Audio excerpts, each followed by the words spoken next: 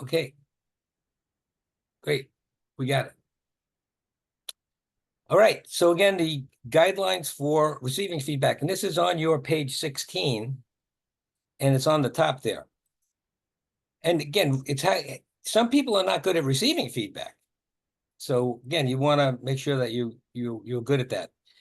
Again, view the opportunity as an opportunity to learn and improve. Be positive. Listen, even if it's hard stuff that you're hearing. Listen and try to understand the other person. So again, this is where you could say, so let me make sure I'm understanding you, because that's the important thing, to be heard, for them to be heard and understood. Apply what seems appropriate as soon as possible. I think that's important. And so if somebody gives you a good piece of feedback, you should, again, my favorite example of that is when I first started training, I'd get in it. So I get evaluated almost every day at work. So the evaluations came back and a few people said, your jingling change is driving me crazy. So what I was doing is jingling change in my pocket, right? So I tried to do all sorts of things. I crossed my arms, I put my arms behind my back. The one thing I didn't do, which I should have done, is what? To take care of that. Take the change out of your pocket. Take the change out of your pocket. I eventually got that, right? So I don't have change in my pocket anymore, believe me, most times anyway. So, but apply it as soon as you can. Again, if it's not appropriate, just again, say thank you. So ask for support if you need it. That's important too. And you may need support. You may need somebody, and it's always good. Like I say, if you're trying to change, so I'm trying to listen better. So the people that I was in meetings with all the time, I'd say, do you mind? Let's have a cup of coffee at the end of the week. Tell me how I'm doing. Am I doing better with listening? So you want to get feedback from somebody. And then again, thank them for giving you feedback, even if it's something that didn't seem like it was on target. Thank them. Because if you don't do that, if you're not appreciative, they're probably not going to give you feedback again. And again, not all feedback is on target. So you say thank you, right? That's it. Okay. So giving corrective feedback, which is what we're going to be doing, ensure your intention is to be helpful and supportive. So again, even for this session, which I was very impressed with everybody, because you can use this as a, gripe session where you come in here and complain about everything. That's not productive. Yeah, we all have complaints. Yeah, we do. So again, the first thing, and I've talked to some people privately about this, I don't know that I mentioned it to the whole group. The first thing you want to think about is, what can I do to change things? You have a problem with somebody or some group or whatever it is, what can you do? What change can you make? And then, if you want to offer that up to somebody else about making a change, make sure you can give them a reason why that would be important for them to do that. Because otherwise, again, why are you asking me that? Why are you asking me to be a better listener? Well, because the last couple of meetings, things were said and you didn't pick up on it. And this is what happened. Always when you could tell somebody the effect of them either doing something or not doing something is important. Remember, we talked about giving examples. That's really critical. If you're giving somebody feedback and you can't give them an example, it's not that good. That's why, again, that third party stuff is really hard to use when you're giving somebody feedback. See if the person wants feedback. Again, if you're talking to somebody who's busy with 10,000 other things, maybe it's not the right time to give them feedback. And again, it's not an ambush. Something happens, instead of saying, come on, I want to talk to you about this. And again, task-oriented people will tend to be like that. I was. Instead of doing that, you say, wow, I just heard you with a customer, and I heard you kind of raising your voice. And we all know that's not a good thing. Now, I don't know what happened, but I do want to know what happened. So let's set up a time. When do you have 15 minutes in the next couple of days to talk about it? So you're telling them what you want to talk about. You're telling them kind of what you observed and what you want to see happen differently. And you're giving them time to think about it. That's setting up feedback in the right way. Be descriptive and specific, important. Link the impact to behavior. Don't overload somebody. So a lot of us do not good at giving feedback. So we save it up, we save it up, we save it up. And then when we give somebody feedback, we dump everything from the past 6 months on them. That's not very productive. So you give somebody feedback on something, discuss what's going to happen from that, then the next time give them some feedback on something else. And again, try and give people feedback too on what they did well. We're not going to do that here, but it's important. That's why it's important to have these check-in meetings. What's going well, what they did well, and what they're doing that they could improve. We all can improve. The other thing I'll say about this when you're talking to people about what they can improve, it's always good if you could tell them what you're working on. Because we all should be working on something. Nobody's perfect. I haven't met anybody yet, right? I'm close, no. But what you want to do is make sure that you let them know that you're imperfect as well. You're working on something. And speak for yourself. That's with the third-party thing. And if you are using third-party information, as I said yesterday, so if Millie tells me something about Patrick, I'm going to say, Millie, would you mind saying that to Patrick, when I talk to him? And if she says, no, Patrick, he'll kill me. No.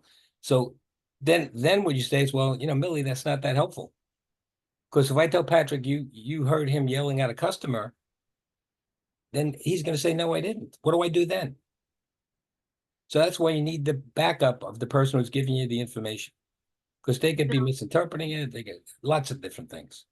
Bill, I think sometimes with constructive criticism, and giving the corrective criticism, there might be a fear of the repercussion. Yeah. How do you approach that without that fear of great? What are the repercussions that you're afraid of? Let's do that. I don't know, individually. whatever. Well, you had something in mind, otherwise you wouldn't have said it.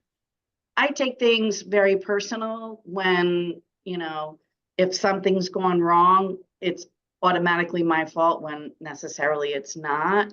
But when it is given to me, I think, oh my gosh, what did I do? I'm not good. So when someone comes at me hard, it shuts me down and makes me sick to my stomach. But giving it gives me the same feeling. Like, is this person going to feel the same way that I do? Like, and what are going to be the repercussions? Am I going to get disciplined?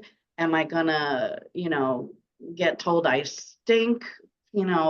So it is situational, I guess. And it depends on what the situation is that we're speaking of. Well, again, if somebody does something to, in a way that is upsetting to you, again, get back to that instant feedback. Again, you don't have to fill out the form. But when you do this, I feel this, I'd rather have you do that. That's the way to handle that.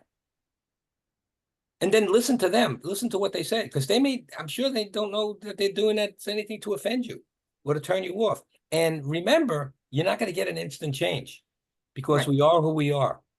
So even if they change one time or two times, they can go back to their old way and just say, I remember the thing we talked.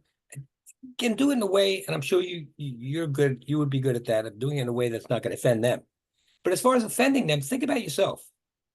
How would you hear this? And you might set it up in a way to say in the beginning, I'm not here to, offend you in any way. If I do, I apologize in advance for that. And if I'm offending you, please tell me, because that's not my purpose. So if you set it up in the beginning, in a way that people will feel comfortable saying something to you, and then you can't guarantee that they'll say something, but if you put it out there, at least you put it out there. And again, that's probably the best way to do that. Great, thank you. One other raised hands view. Okay, view. Maybe I'm going to get, here it is. I think I got it. I had raised my hand too, Bill. Yeah, no, but I didn't know if you saw it or not. Yeah. I'm just trying to find mine. I found it, but it's not letting me do anything with it. Isn't that interesting? But anyway, I'll work on it. Please don't let it bother you. It doesn't bother me. All right. Did anybody else have their hand up or no? I did, Veronica. Veronica? Yeah. One of the things you said yesterday that I thought was helpful, and I did try this before, is that you pinpoint the exact pieces of the conversation so that it's not criticism, it's really feedback, which is a different, and you mentioned that yesterday. So there's a difference between feedback and criticism. I was grateful that you made that differentiation.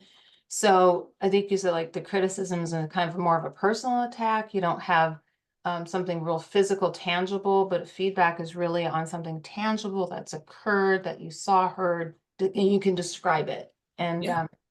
so, yeah.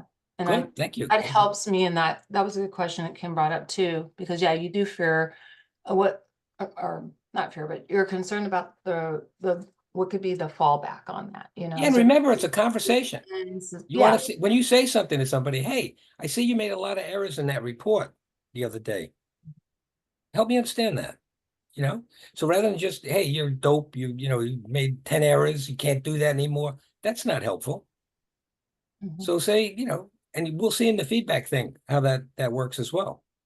But yeah, you want to say something descriptive and specific, but not attacking somebody, and then you want to be helpful. That's what you want to do. Okay. So before giving corrective feedback or constructive feedback, whichever one you want to use, both. Okay. Plan and clarify your ideas before the session. Think through the message, who's going to be receiving it. Again, you might think stylistically about that, but then just otherwise, where's the person at? And this is important too. We can think stylistically, but then how's the person doing? Did they just have a problem at work or at home?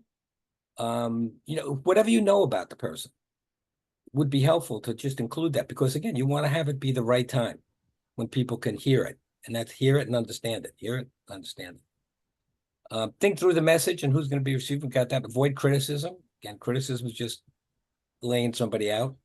Carefully select the location and time for your feedback. So again, you want to say, when do you have 15 minutes? Pick a place where you're not going to be interrupted. Make sure that somebody's not going to interrupt you saying, I don't want to, unless the real emergency comes in, but I just want to have these 15 minutes with the person. And the other thing that I'll say about this, ask for the time you need. I need 15 minutes of your time, or I need 20 minutes of time. And think as, as as concise as you can possibly be.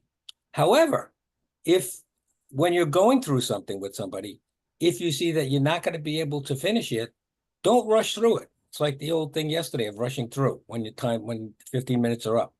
Just say, do you happen to have another 5 minutes now, or we can set up another time to continue this? But don't rush through it. And the other thing I'll say with that as well is, if you are talking to somebody about an issue and they tell you something that you completely didn't know before at all, or was completely different than you understood it to be, that's when you say, wow, that's not how I understood it. So that's when you want to reschedule. Say, let's reschedule. Why don't you come back, if they need to come back and give you some written information that supports what they're saying, and you want to go back and check out your information to see if you have the information that supports what you're saying. Don't continue if somebody is kind of looking at something a completely different way. You just want to say, let's take a break. Let's meet again tomorrow, later on, whatever it is. Okay. So here are the steps. Again, inform the person of the situation. Again, be specific, descriptive, non-judgmental. Don't use accusatory language. And again, tell them what you need to see happen differently. So you're yelling at the customer on the phone. You know that that doesn't work. We don't want to do that, right? Just be clear. And why you do this, it's because you want to make sure the person doesn't go off on something else. If you're talking about something they don't want to talk about, believe me, they'll try and change the subject. So you want to make sure that you're on the subject. Learn about the situation from the other person's point of view. Again, we don't do that sometimes as much as we should. You know how you're viewing it, but how did they see the situation? So, well, I was yelling on the phone because the person was cursing out my mother or whatever was happening that pressed your button. So you need to know that. I'm not saying it's an excuse for the person to do it, but you want to at least know what was happening from their point of view, right? And again, ask questions. Big thing to do. 3, generate solutions. Remember, you could have the problem in mind and you could know the solution. No, that's not it. It's not about having the solution. You want them to come up with solutions. Why? Because you want to develop thinking people, right? You're not their mother. You're not their father. You want to have them think about. And again, I go so far as many times to say, okay, you can't think of something. Why don't you take some time and let's meet again tomorrow? Think about it. I'd like you to come up with 1 or 2 options of what we might do. Because again, they may have a better option than you. That's the first thing. And then the second thing is, are they going to get excited about their option or your option? Their option, right? It's their option. Now, if you think their option is not going to work, you keep pressing them with, well, how about if this happens? How about that? How about to, voice all your concerns. But then if they can answer all your concerns and nothing bad is going to happen, usually I'd go with what they want to do. Again, if it's not going to blow up the building or do something terrible, we all learn from mistakes. So again, you don't want somebody to make a mistake, but it does happen. So you're going to just, again, and don't assume there's only one way to solve the problem. And again, draw out those consequences. Choose an option or series of options. Sometimes there's 1, 2, 3, but there's always this first, then next. Okay, that kind of thing. And then what's the strategy? And review it. Sometimes you're going to do something as well as they're going to do something. Put dates behind it. So you're going to do this by the end of the week. You're going to contact the person by the end of the week. I'm going to contact their supervisor by Thursday. And here's the secret with this one that I find so many times that is a problem. You don't say, if you can't, or if you don't, what should you do? So I commit to talk to the person by Friday. I'm calling the person. I'm doing everything. The person's not getting back to me. So what I'll put in there is, if you're not able to reach the person by Friday, I want you to call me Friday afternoon and tell me you weren't able to reach the person. That's all. Because now they know what to do if they're not able to do it for whatever reason. And you too, if you're not able to do it, if I'm not able to talk to their boss by this time, I'll call you by this time. So if you can't, there should be a thing in there for you if you can. And then again, set up time for the next meeting and follow up. Important, because follow up is like a key thing that has a lot of things go wrong. No doubt about it. Okay, so hopefully you have your corrective feedback steps worksheet in front of you, right? And this is really to just guide you in going through this. Now, I'm trying to think of how many people we have. Yeah, okay, we have 18 people. So what I'm going to do is I'm going to put you in threes. And what I'm going to put you in threes, so you all have your speaker and receiver, and hopefully you did not read them. So what I'm going to ask you to do, I'm going to put you in the rooms, and so I'll ask you to do, so we're going to have 6 rooms, huh? So that first sheet has 6 different scenarios on it. So let me first of all set up the rooms and put you in the rooms. And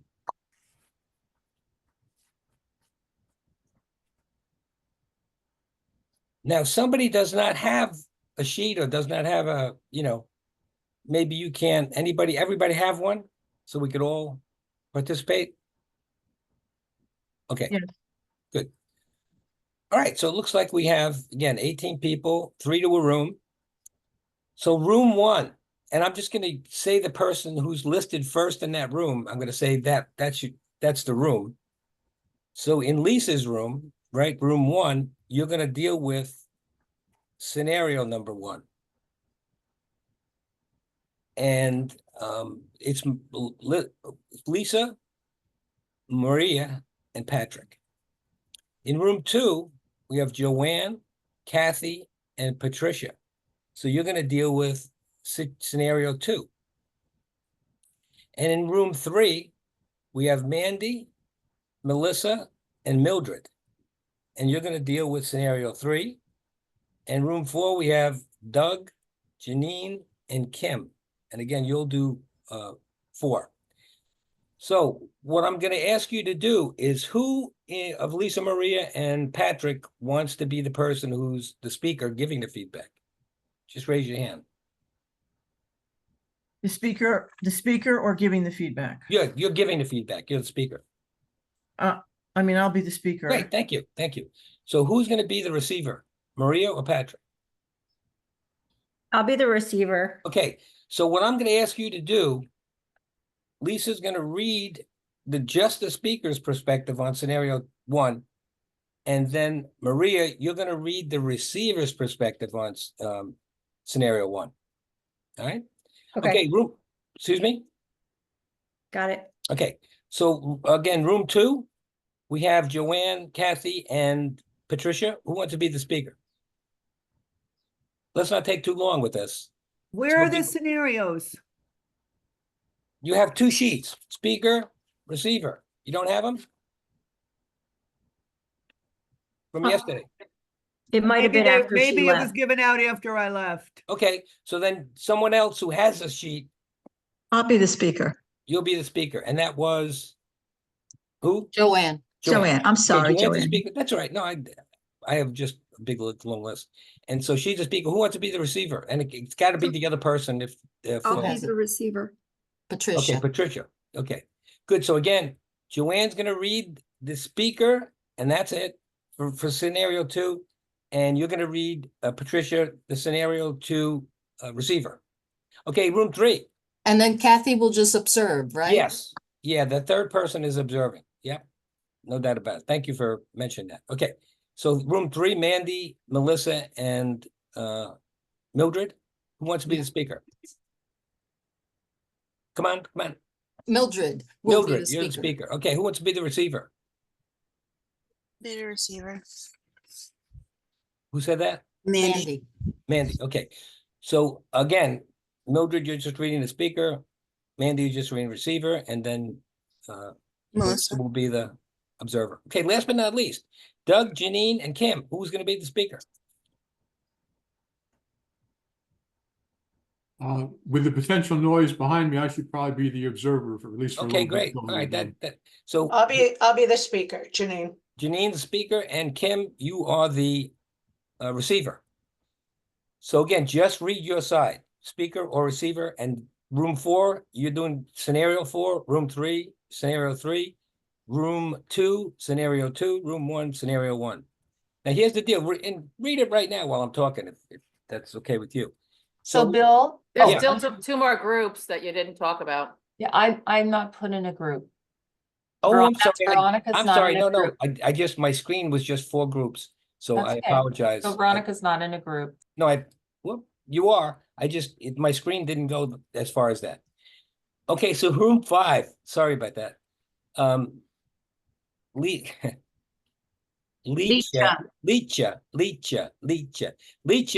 Sarah, and Veronica. Who wants to be the speaker? I will, Veronica will. Okay, Veronica will. Thanks. You say who's talking. That'll help me because I have a big long list of people. And so she's a speaker. Who's the receiver? Sarah or Leecha? Sarah will do it. Sarah? Okay. You're gonna do 5. And again, speaker read the speaker form, receiver read the receiver form. Last but not least, Jennifer, Karen, and Peggy. Who wants to be the speaker?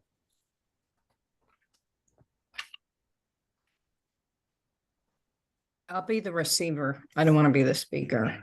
Okay, and that was Jennifer. Jennifer, yeah. Peggy, you're on mute. I'll be the observer. Peggy, can you be the speaker? Yes. Okay, thank you. Thank you. Okay, again, just read your scenario 6 for room 6, the one we just did, and the room before that, you're gonna read scenario 5. So be reading that right now, if you would, just that. Observer, you can read both if you want. Observer is not going to be important what you read or don't read, but anyway. So what you are going to be observing, though, is important. You're going to be seeing if they go through these 6 steps. And if they go through them as well as, we talked about what some of the challenges would be on each step. So you want to make sure. And then anything else that you could say that they did well. They asked questions. Well, it's hard to do, body language because we're on Zoom. But anything that you could say, the first thing in feedback is what did they do well? And you got to be specific. And then so did they go through the 6 steps? If they didn't, what were some of the challenges? What did they do well? What did they do well? And then what they could have done better, and be specific. Sometimes there are things they could have done better, sometimes not. What did they do well? What they could have done better.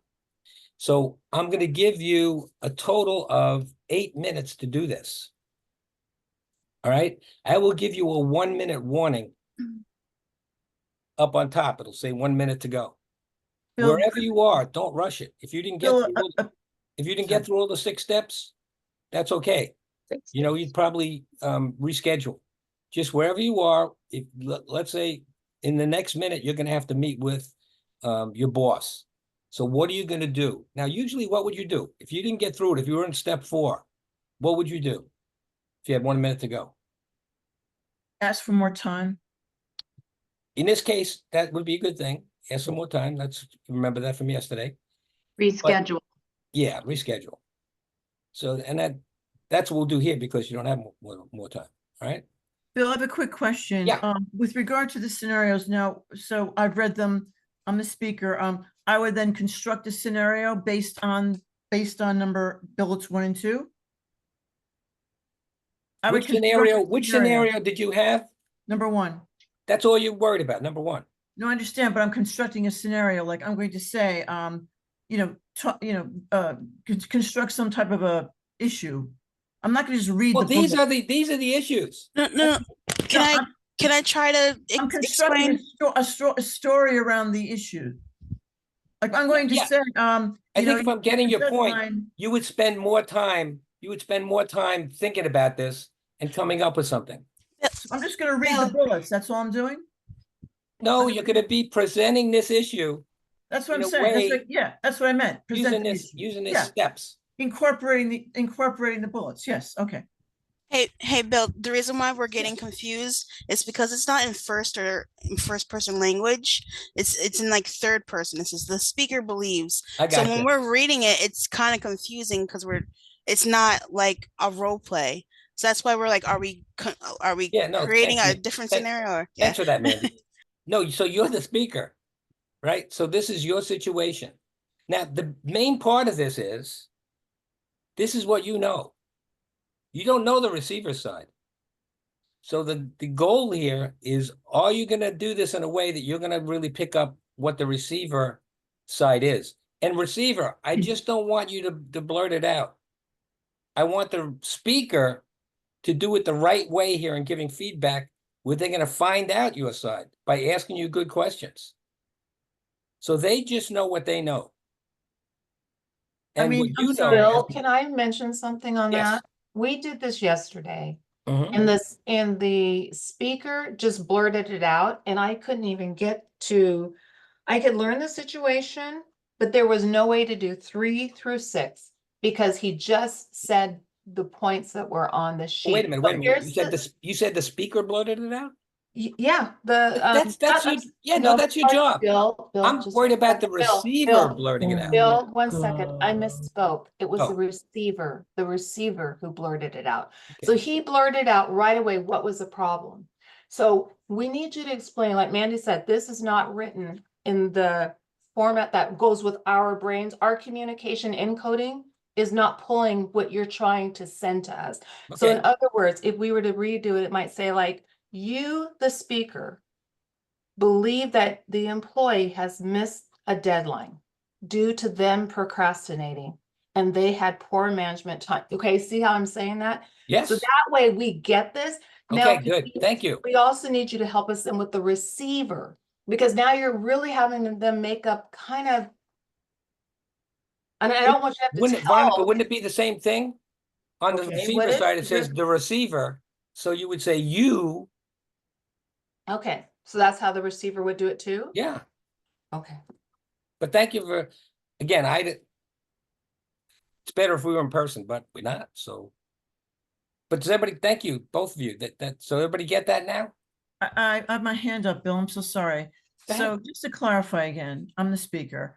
I'm going to be specific. I'm going to say something like, who's in my room here? Maria. And I'll address her by name. Maria, we had an important function the other day and you missed the deadline. And I feel this may have been due to poor time management because you've demonstrated this in the past. Because you missed that deadline, and this function was a PR presentation, we may have jeopardized funding. That's what I'm saying. I'm not just reading the bullets. I'm constructing a specific scenario so she can react with specificity. That's what Definitely. we want. That's all. Definitely. I just wanted to clarify. Thank you. Definitely. Now, Good. here's the thing that's great with these sometimes. If you're the receiver and you don't want to give all the information, you may just give a little bit of information. So you're making the speaker really dig deep to find out your side of the story. Now, again, if it comes out, so what? So be it. No big deal. But then what you're going to do with that is go through the rest of it. Okay, so now I understand your side. So let's generate some solutions. What could we, with that in mind, what could we do? And then you just carry on from there.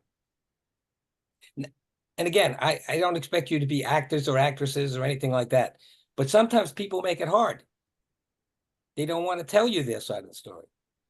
That's where you have to just dig a little deeper if you don't feel like you get, especially if it's something personal. A lot of times they won't tell you, their side of the story. But it's important for you to kind of try and figure out what it is.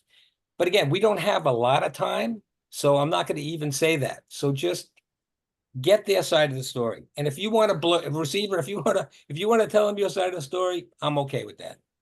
Just if you want to blurt it out, it's going to be no big deal, because now you're going to have to figure out together how you're going to do the generate solutions. Did that make sense? Yes. Okay. And we should have fun with this, right? But the point's going to be, did you find out their side of the story, and what are you going to do about that? Now you know what you know. Now you know what they know. How are you going to incorporate that into going through the rest of the model? Everybody good? Yes. So, Yes. Yes. Yeah, okay, sorry, great. yes. All right, so I'm going to open the rooms. I'll give you 1 minute warning when we have a minute left. All right. Have fun. It's going to ask you to join the room. So join.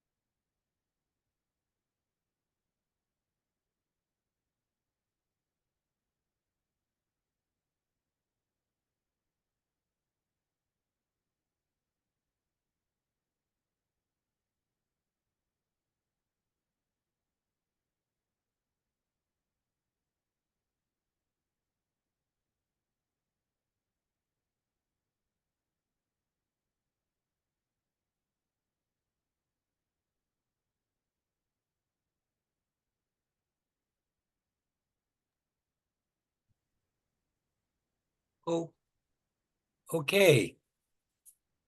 So, looks like everybody's back. Let's go down and see how everybody did. And how I want to do that is I'm going to go room by room. And I just closed this one. So in Lisa's room, who was the observer? Patrick. Okay, how did she do, Patrick? Did she find out Maria's side of the story? Do you think? Well, let me ask Maria. Maria, did she find out your side of the story? Yeah, like first I just gave it very vague. And then, she said, well, let's talk about it more. And so then we kind of went more into like that I had a lot on my plate and, I had a family situation. And so, yeah, so it was like, I didn't just, at first I made the excuse, just like a broad excuse, but then we went into it. And then we came up with, different possibilities to help alleviate me getting overwhelmed in the future by incorporating Patrick, or who would be my supervisor, into like a weekly check-in kind of thing. So it was good. Okay, so well, let me ask Patrick now. Patrick, what did she do? What did Lisa do well? Give me one thing she did well. Gotta unmute yourself, Patrick.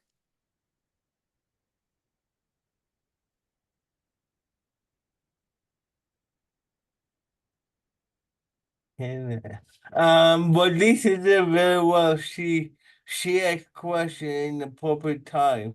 Great. She like a quick synopsis of what Marie said, and then the next she asked question, then Marie answered it back and forth dialogue. Great. Okay, nice. Thank you. And then anything she could have done better? No, Okay. no. You did good. Talk so fast. But no, just slow down, like pace it. Like Yeah. sometimes what I learn, like 2 seconds silence is very good for the other people, for the other person to respond. But then That's good feedback. That's good feedback. Great. So who came up with, and again, I'll ask Maria this. Who came up with the suggestions of what to do? You or Lisa? Originally. Originally, I came up with like the first thing I kind of mentioned, like maybe if I had a check-in, and then we further discussed it. And then we came up with like okay, well, we'll do this in the future. Right. Because again, this is where a lot of times people fall down. They blurt out, they ask the person, sometimes they don't even ask the person, do you have any suggestions about an option? They'll give the option. And again, they feel like that's their job to do. No, it's not. It's not your job to come up with an option. That's where you want to get the other person to think about it and come up with an option. Lisa, it sounds like you did a good job. Yeah, I think so. We actually finished early, had a little bit of a chat. So, Good. yeah, it was good. Okay, great. So room 2. Who was the I was a speaker. you were speaker. Okay. Right. So The scenario 2, we had an event. I just called it our Inclusion Festival. We were supposed to have a special education speaker. We did, but there was nobody in attendance from the special ed consumers. What happened? Where did the communication break down? How come people said they were going to attend, nobody attended? What's going to happen in the future in another few weeks when we have another meeting and we have special speakers for special ed? What's going to happen? How do we fix that? So how do we make sure that we have people in attendance? Okay. Did you find out this side of the story, the receiver side of the story, do you think? Yes, I did. Okay. There were she did connect, but people at the last minute changed their mind. Sometimes people have other obligations, they just don't show up, they think it's free. Well, it's no big deal if I don't go. Yeah. So receiver, did she find out all of your information? Yes. Good. Yes, and also just, that there was ambiguous and lacking information from the beginning. and that I did the best I could with the information I had. So, yeah, and, Right. you And know, who came up with an option for moving forward? You or the speaker? we both did, just, We, you no, know, following well, up. no, we both, it's never we both would be talking at the same time. So somebody always gives some sort of suggestion first. So who was the first one to suggest it? I suggested, just letting, you know, or reminding, Good. parents, Great. a couple days before, Great. just of the event. Nice. Also, you know, enticing them with something, that, you know, they might want to be present for. So, you know, offering refreshments or something. Okay. Observer, do you want to say what she did well, Yeah, and I what she just had could have done better? another thought. So initiating the conversation, I think it would be good not to put in a threat, like, I'd like to talk to you, and this is something that could affect our funding, Okay, well, you, yeah, right? it's how I you would say interpret it. save that. If it needs to come up at all, save it, right? Okay. So do you understand what she's saying? Mhm. Joanne? Yeah, Okay, yes. good. Yeah, and again, sometimes the way we say it, but sometimes somebody could react to it in a different way. So again, it's just up to the person. Great. Okay. Okay, sounds like you did good. Okay, number 3, what do we got? So who was the speaker? I was the speaker. So did you Mildred. think you found out her side of the story? Oh, that's actually, yes, I found out all her side of the story and then I Okay. just wanted to solve it for her. So I did Ah. not do well. Okay. Hey, we But are who we are. actually, I just wanted to listen. I barely got time to get to even problem solving. I didn't really even, yeah. I spent all my time on 1 and 2. Okay. And the solutions, yeah, I empathize too so much that I just I thought I had to give the solution immediately. That was just my Yes. reflex. Not unusual, Mildred, so don't feel bad about it. But again, you might want to think about, do you need to spend as much time on those things? You know, could you be a little bit more concise? Now, sometimes you do need to spend more time on it, especially if somebody says something that seems like it's an emotional thing or something so again, I'm not 8 minutes, you're not going to get much done in 8 minutes. Sometimes you do, sometimes you don't. So especially if the person doesn't want to tell you something, or they're kind of being evasive. So, again, 8 minutes, we do the best we could do. Okay. So who is the observer? Melissa, Okay. Did she go off? Maybe she she went might off. have. Yeah, she went off. Okay. So, but Mandy was the yeah, recipient. Mandy, how'd you feel? You feel like she heard you, got you? Yeah, she heard me, and I actually was mentioning the solutions that I was trying to to resolve the matter while it was proceedingly getting worse, and it really was nothing more than I could do, and that's why unfortunate results at the end. But at least I knew I did of as much as I could do with the information that was given to me, and Well, you're the kind of receiver we all want. Someone's going to come up with ideas on their own. That's great, because a lot of times they don't. They feel like you're, coming down on them or whatever's happening. So good. All right, nice. All right, number 4 is, who was the speaker? Janine, I was the speaker. Okay, so do you think you found out Kim's side? I think Kim was the receiver. Oh, yeah. You Yeah, did? it worked out very well. I mean, I gave her a project that, really should not have been done by a sole person. And she did tell me that there were things that she had brought up to me that I wasn't listening to her. And that, she felt she wasn't being heard, So Okay. we discussed on, she came up with some solution. And she also, I came up with, well, can you please tell me, we have the time right now. Can you please tell me what it is that you feel like I'm not hearing you? Okay. And then we discussed it that. Great. Doug, what did she do well? What could she have done better? Anything? I thought she did really well. She went through all the steps. It was clear that Kim was frustrated about a lack of input in decision making, and her skills were not being utilized fully.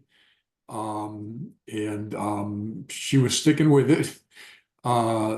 She wasn't going to be easily appeased. Yeah, they went through all the steps, and it was clear that more discussion was planned. Follow-up was planned. So I thought, for that initial meeting, I thought all the steps were followed and it went well. Great, good. Thank you. So just remember, everybody, it's not going to always be this easy. You might have people that are going to be resistant. So what you don't want to have happen is somebody press your hot button.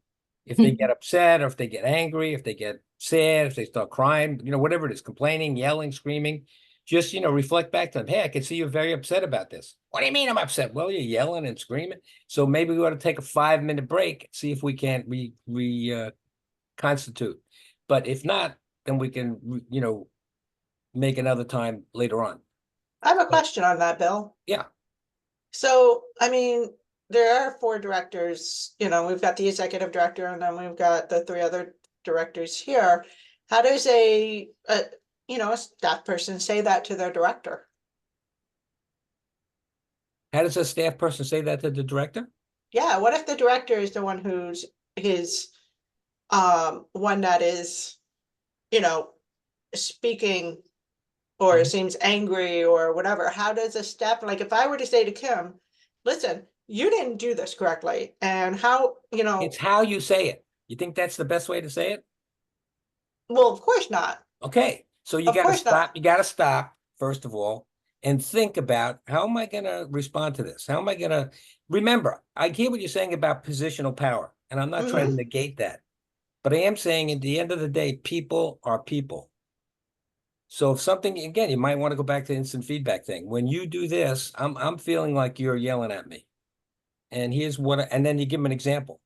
Now, the person goes, I'm not doing that. What are you, you're taking it too personal? Okay, but that's how I'm taking it. So what I'd rather have you do is this.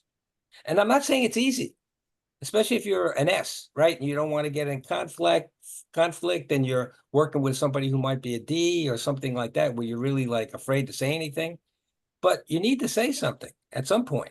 And even if you can't say it at that point, you might want to say it after. But when you say it, you have to give them an example of what you mean, and then what you'd rather have them do, and have them understand that. They can agree that, yeah, I'll do that next time. I won't be so tough and I won't be so demanding, but then they might do it again. Is it okay, like, if the person is someone who's not able to speak up, to say it at that time, to maybe follow up with an email on it? Yeah, yeah. See, I'd really like to talk to you about something that happened last time. And again, so at the moment, I'm going to get you in a minute, Lisa. At the moment, you may not feel comfortable, or it may not feel appropriate to do it that way. But unless you say something in some way, nothing's going to change. So you got to get that. Nothing's going to magically change. Just, unless the person knows the effect it had on you, what they did, and the effect it had on you, and what you'd rather have them do differently. Lisa, go ahead. Yeah, quickly. So, Janine, I know that Janine, I have a tendency to be very quick and direct, which was reflected in some of the comments with the cards. I think in a nice way, though. And then if I feel I've been inappropriate, not abusive, but like just too direct and maybe not listening, and I'll use Janine as an example. It's happened with us a few times. I will then follow up and apologize to her and say, look, I'm overwhelmed. I've got a lot on my plate. I didn't mean to be short with you, but I'm so worried about our budget, and I really hoped you did more. In the moment, yeah, I mean, I just don't, sometimes I'm just so overwhelmed, I just cannot edit myself. But I always, and I think if staff want to correct me right here in front of everyone, full transparency, if I haven't apologized to any of you when I've been like that to you, please say it now. But I always try to do that and explain why I've been over pressured or acted the way I did. And I usually always say, just tell me if I'm not being fair. So I think that might be, Janine, I know you do that too, but directors, I feel Patrick's very good with that in terms of being patient and listening. I sometimes in the moment cannot because I'm pulled in so many directions, but Yeah. I think it's always good to follow up with an apology or an explanation and always ask, is this being fair? Yeah, no, I Sorry, appreciate, Bill, can you saying that. can you let Melissa back into our Zoom? She got disconnected. Yeah, I don't see her wanting to, oh, waiting room, here she is, yeah, sorry. Yeah, thanks. Whoop. Yeah, I was more thank you, Lisa, because yeah, you and I, we have a special little way of talking. But, you know, also like there are times that, you know, I could be talking to Kim inappropriately like that, or Patrick could be talking to any of his staff, and, you know, the same with Joanne and Mandy. So, you know, just for transparency reasons of the staff being able to know that it's okay to be able to use these tools when working with their supervisors too. Make sense? Does it make sense? She's asking, who you asking for that? Pretty much you and everybody. Yeah, Like, no, it definitely makes sense, and again, I just want to say to Lisa, that's great. If you can handle it that way, and again, we're not going to get into. Like they're chatting, it's hard to interrupt. Okay. Bill, sorry, Melissa is still waiting to get. Okay, let me just see. I don't see her, and I saw her in the waiting room, and I thought I'd let her in. But try and go in again. Melissa, go in and go out again. All right, okay. And I appreciate Lisa saying, you know, she'd like to hear anybody who didn't feel like this is not kind of an appropriate thing. We will be here all day just talking about this. So Mandy, I'll let you say what you want to say, but Lisa, I think you're handling that in the right way. Again, apologizing when you need to, and then doing something about it. Trying to say, if I ever do that again, please let me know. So that's the best you could do. We all make mistakes, right? And again, we're busy with stuff. And yeah, we get bogged down, and we don't always act perfectly the way we'd like to. So Mandy, you want to say something? I think I just let Melissa in. Yeah, it's just, I think it's so easy. It's easy to say the other person or point the other direction. It could be both, right? But I think we consciously need to check in with ourselves, with Great our point. own emotions. Yep. Because that is the main thing that we can control. We cannot control other people's reactions. And when we have the conscious thought that, okay, I know I'm doing the best I can, and whatever their reaction is trying not to take it personally. I mean, it's not easy, obviously. You know, it's like, okay, I'm feeling this way. What is it that's triggering me? What is it? Is it really me? Or is it, you know, that kind of thing. So we have to have that internal dialogue. And that just goes with any type of relationship we have, whether it's at work or at home. Yeah. So I don't really like the term emotional intelligence, because like the like intelligence part, you know, you make it seem like, oh, I'm not intelligent, or, you know, or it's because it has that kind of like negative thing to it. But really that's what it is. And it's a daily thing. Yeah. It's not, you know, or even throughout the day. So and to what we try to avoid the confrontation back and forth, is like, tell them when you're not in a good headspace, and you let the person know, not right now, please give me a minute, and they keep on getting at you, there's going to be an explosion. You know, and I can understand that from the other person's side, that it's urgent, they need it, but we, both of us, like me, the other person really needs to know, like, okay, can it really wait 30 seconds or a minute? Like, and if it can, let it, take a deep breath, take a walk. No, well said, and said, then Mandy. come back. Well said, Mandy. And the thing is, when you're triggered, you know, that's not the right time to approach somebody. You know, stop and think is always the best advice. And I think the other thing one thing I love is when, you probably heard this one before, when you're pointing at somebody, You have one finger pointing at them, but then what? You have three fingers pointing at yourself. So that should remind you, the first thing you should do is think about yourself. What can I do to make this better? Right? Instead of just looking at the other person and saying what they should do. You know, it's easy to criticize, but you ought to reflect a little bit on yourself. And emotional intelligence is no big deal.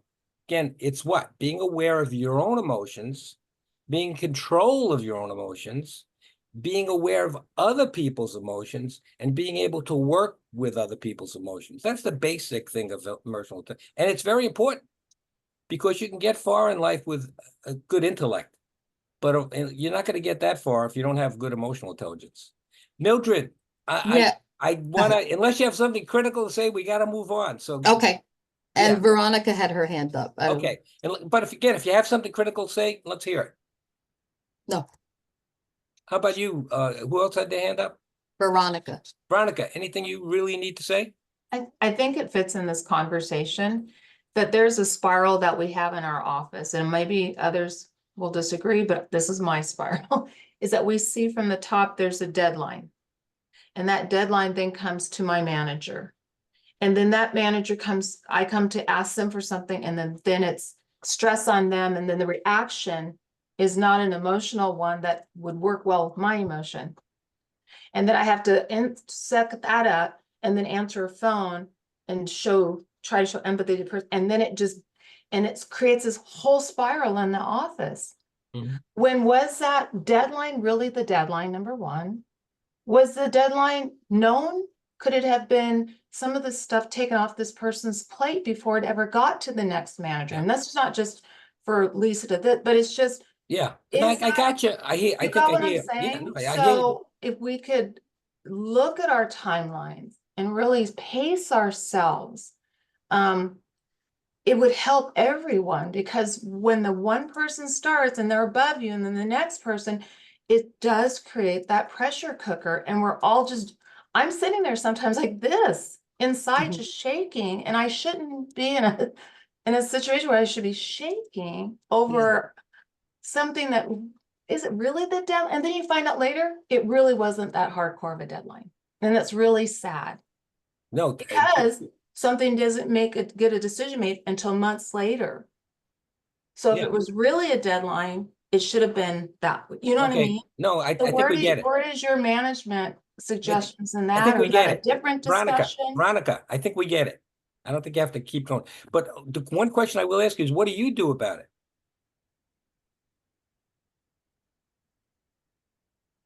That's the question. Well, I mean, we I feel can like ask. Yeah, I we can can. ask. Yeah, but still the same thing with Veronica saying, we ask, but when we're being told like, no, it's do this, and then again we're being backtracked on other projects. So that's really, Okay, I don't know. then Here's It the goes other around in thing, circles. Bill, answer another question. Then I start to look at what they asked me, and I'm like, okay, how can I condense this and make this? And then I go to ask, hey, could I do it this way? And then it's like, no, I told you to do it this way. Well, that's because that person, I'm gonna guess, is in their headspace of they're just trying to get their thing to just go do it the way I asked, so I don't have to think of how you're talking. But what I'm saying is maybe gonna skip 2 or 3 steps, but they don't know that, and they don't have the time, and they're stressed, and the anxieties hit them, that they can't really listen to a suggestion, might cut out 3 steps. Also, we all did have different skill sets. I have a skill set to say, hey, maybe I could take this off your plate, this, and then we can move this here. That strategizing doesn't come into play because, again, they're used to the way it's been set up for years. So how do we reorganize that that's a lot. I know I'm unpacking a bunch, but that's what it is. Okay, well, again, from this course, I'll call it a course, from this retreat, you're learning a couple of different tools that you might use. Yeah. And I hope you use them. So what you want to say, you want to acknowledge what is. Hey, first thing you should acknowledge what is, we're under a lot of stress. You know, this is what's happening. I feel like I'm not, we're not being able to change things. What can we do about it? So I think that supervisors are hearing this now, right? The people on the positional power, and you're hearing that people feel stressed out. So now what can you do about it? And to say I don't have time to do that is not going to be that good. right? So what you need to do is figure out how are we going to do this differently, where we're not stressing out people, where we're making sure that we're communicating, we're hearing what they're saying and understanding what they're saying, and then figuring out if there's something else we could do about it, whether it's give them more time, give them some help them prioritize, whatever it is. So, you know, and if somebody's got too many things on their plate, if you have too many things on your plate, you go to your supervisor, right? And you say, you're asking me to do this, this, and this, and you want all three of them done by the end of the week. If you really want it done right, it would take me, again, 2 weeks to do it. And I'll tell you why, if you want to know. So again, what you want to do is say, which one should I focus on? And can you give me more time on this? And then the supervisor, now the supervisor, if they're a good supervisor, the first thing they're going to say is what? I mentioned this yesterday. What are they going to say? What are you gonna do about it? What Or do you thought what do about? you think? What do you think? And so at least you should have thought about it. Then say, well, you know what? Although you say there's a priority, I think I can, whatever that is. Now they can agree or not agree because they're the supervisor, right? So you want to think about it. But then you're going to work together to come up with a solution. And if they're willing to accept a half-baked job because they're under pressure to get that, then that's what they're going to accept. You already told them you can't do this correctly unless you give me more time. So are they willing to accept that or not? Because again, you can't, the old blood from a stone, you can't do that. People can only do what they could do. And if you want somebody to do a half-assed job and that's okay with you, then that's okay with you. That's your decision as the person who's in charge. But again, you tell them, I need a week to do this, and here's why. I need to do this, I need to do that, I need to do that. Believe me, a lot of times they'll say, you know that number 2 thing you want to do? I don't need that. Don't do that. Just do 1 and 3. That's what I want. Because you're misinterpreting or you're interpreting it the way you think a good job should be done. And that's not what they're asking you to do. They're asking you to do this and this. And again, they're willing to accept that. So No, again, be clear I on think- that. I Yeah. think sometimes that might be perceived as being combative. Well, I'm not saying in the right way. I'm not the best person at saying stuff because I'm a big high D. So I'm just going to say it. So you want to say it in a way that the person's going to hear it. And again, you want to say it and, you know, help me, you know, you're my boss. So help me understand this. You're asking me to do this, that, you know, you're going to say it in a way that the person's going to hear it. I need, and another one is, I need your help. Your boss's job is to help you do your job. That's your boss's primary job, is to help you do your job. Primary job. So, and again, Lisa, we can spend the rest of the time talking about this. And if you guys think that's the best way to use our time, I'm happy to do that. But again, we're going to have to, otherwise we're not going to get to do too much with the disagreements because we only have a little less than an hour. But again, I'm certainly willing to hear what you have to say. No, I think, Bill, this is important because this is kind of a crucial underlying issue that affects all of us in the organization. And I think one point that you made that I'd like to capitalize on is that when a assignment is given, and everyone, the advocates are amazing. The staff has really, have an amazing skill set. Every one of you guys do. However, let's just say I give an assignment and I need it to be done at a certain time. Some folks feel that they want it to be done to perfection or a certain way. And that is not, I just want it to be done. And you phrase it really nicely.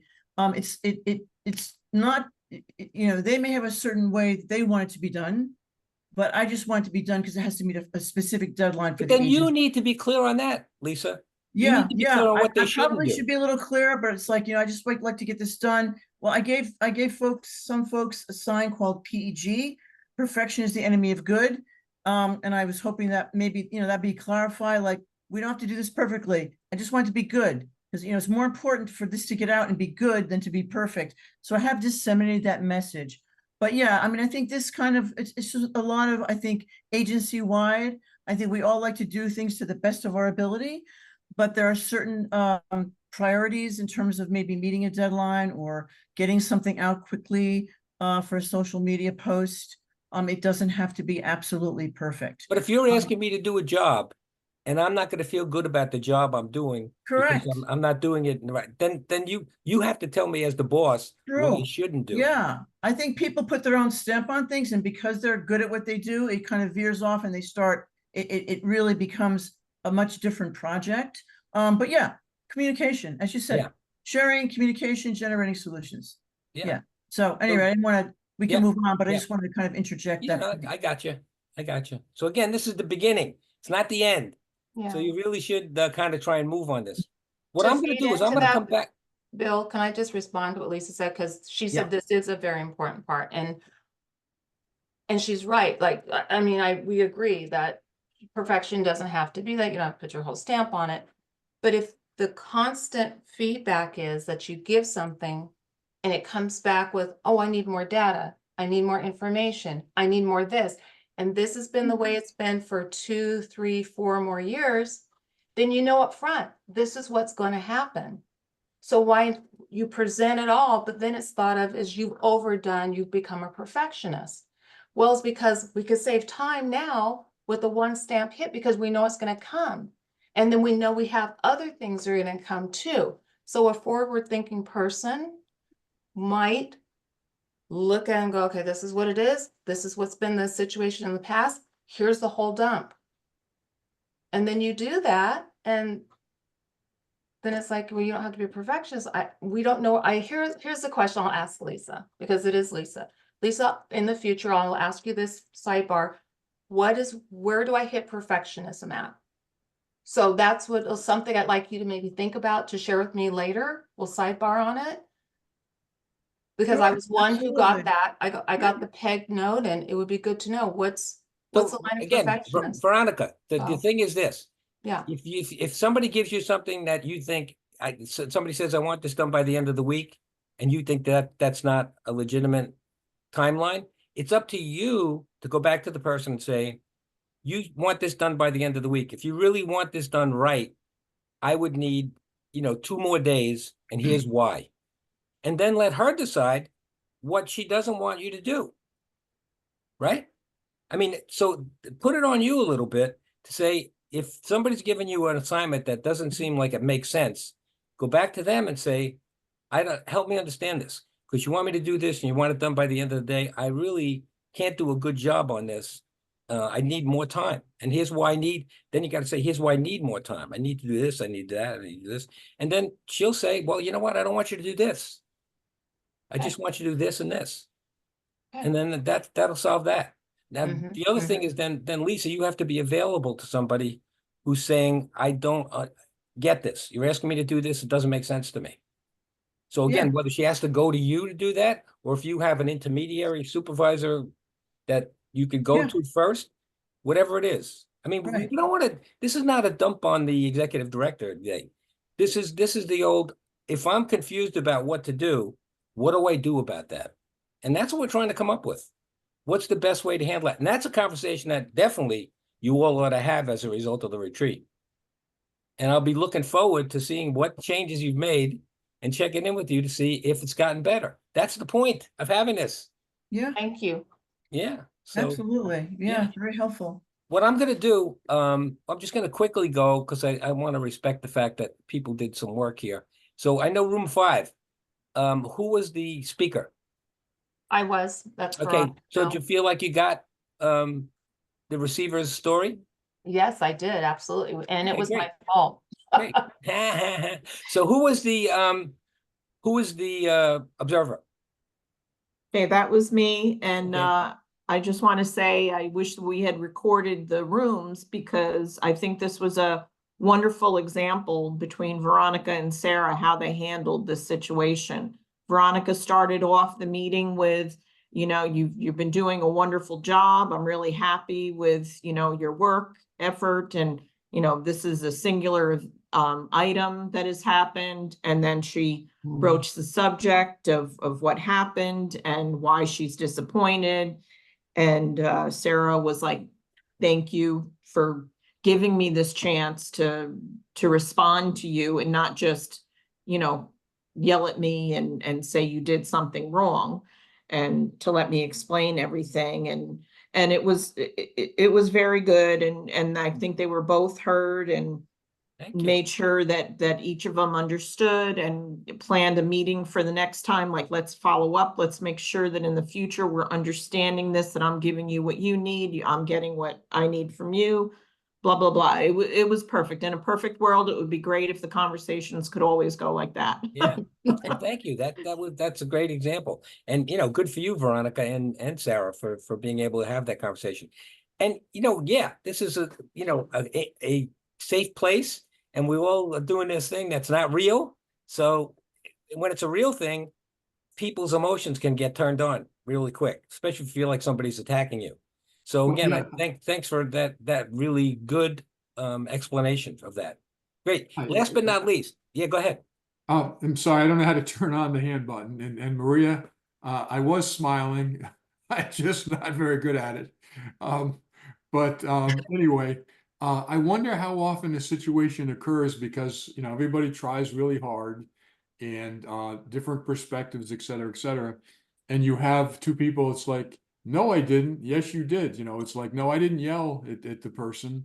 I didn't yell at the customer, or you know, I'm just curious how often it happens. And all I can think of is when it reaches that point, that people have to say, okay, maybe we need to regroup and meet again. I don't know. But, Definitely.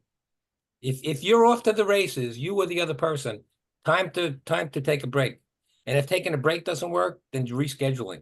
And then the important thing about the rescheduling part is to say what you need them to do before the next meeting, or what you need to do before the next meeting. Because sometimes it's to check on things that were said, check on things that are in writing, and you'll come back with, you know, a broader understanding of it. But yeah, definitely. You go ahead. I just want to say it's almost like we need a safe word. You know, Yes. like when you hear artichoke, when someone says artichoke, it means, okay, everybody go to their Yes. corner. Yeah. No, my wife and I have that. How about those Yankees? Whenever we hear "how about those Yankees," time to shut up, both of us, and then, you know, regroup. So yeah, coming up with that is helpful. And I would just add that it's important for both the employee or the supervisor to feel free to do that. Yep. You know, because it's either way, either one of us can lose our cool. Yeah, and a lot And of had times enough. a lot of times we don't know it. Yeah. You know, you got to hold up the mirror. You know, so Maybe the observer can call the artichoke. so whatever it is, it might be good to come up with something. All right, last but not least. So who was the speaker in room 6? I was Peggy. Okay, Peggy.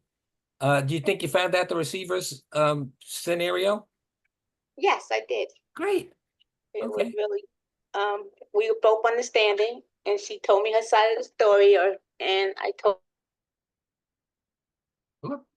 Did I just lose you?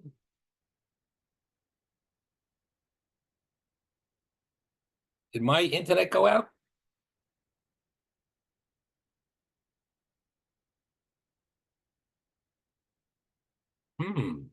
I can still hear you. You can. Melissa, it might be just you and me. Well, I'm gonna go out. There's Mandy. Oh, Oh, okay. Mildred. Everybody's coming back. Sorry about that. I don't know what happened. Is everybody? You put us in timeout. I'm just kidding. Did I? That's good, Mandy. No. Hopefully they know to click on the button that said, you know, not leave meeting, but leave break room. Yeah. Oh, I put you back in a Yeah. Ah. Yep. You actually put us in break rooms. I tell you, Zoom is gonna drive me to drink. Okay. Well, hopefully people will come back. It was so funny. I was about to give Mandy a thumbs up on a thing she put in the chat, peanut butter and jelly. And I'm like, I don't think I moved myself to the breakout room. How did that happen? Yeah, for a second, I'm like, did I do a secret code or something? Like, yeah. Coming back. I apologize.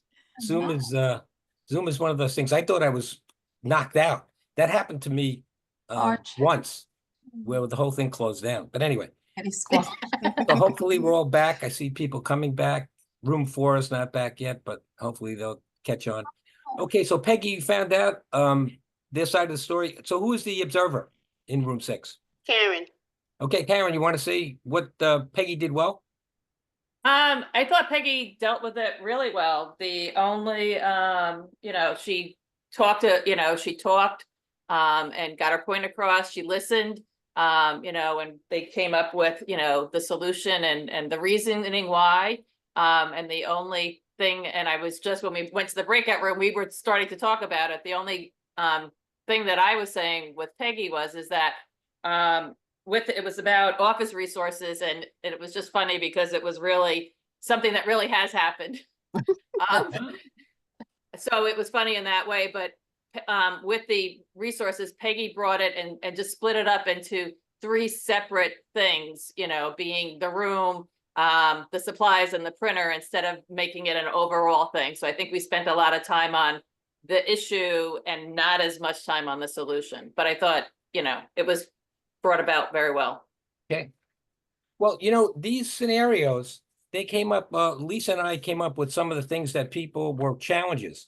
So these are kind of based on real types of issues that are happening. And so you might want to think about, doing some role plays around some of these things offline. I mean, we handled, I guess, 6 of them, which is good. But again, role playing is sometimes a good thing to do. Janine, Bill. your hand up. I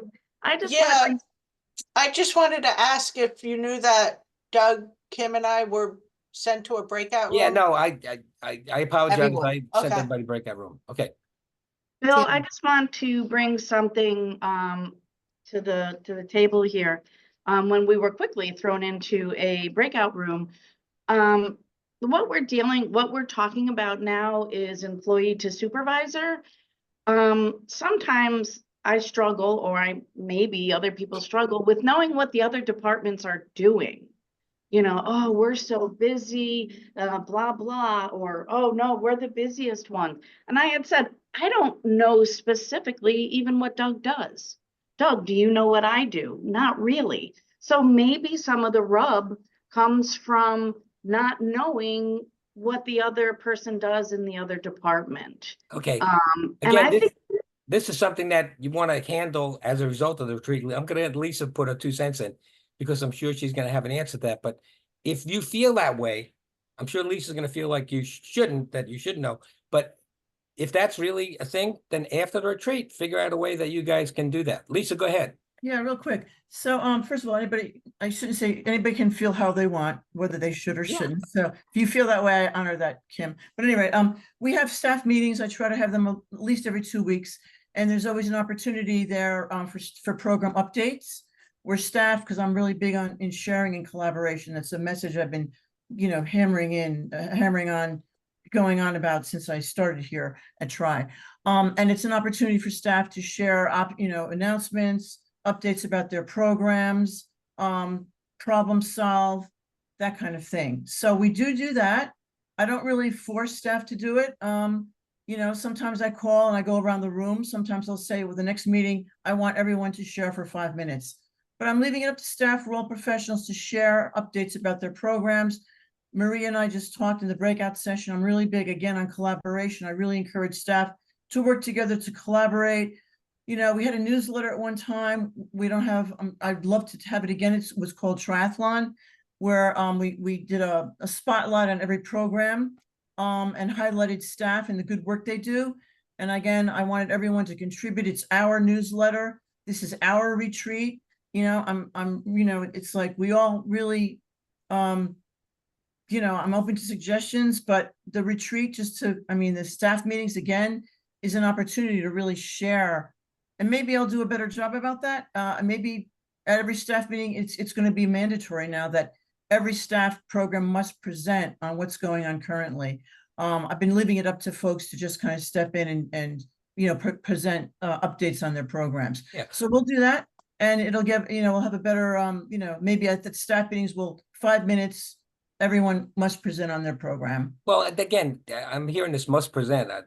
Well, I think it's a good opportunity. I mean, all I'm saying is, why don't you come up with an issue has been raised, have a further conversation with it, and then get everybody's ideas on what would be the best way to handle it. It's not up to you, Lisa, don't put the pressure on yourself. let everybody contribute to what they think would be helpful. And then, Okay. you know, make a decision based on what everybody says and what the amount of time is that you do have.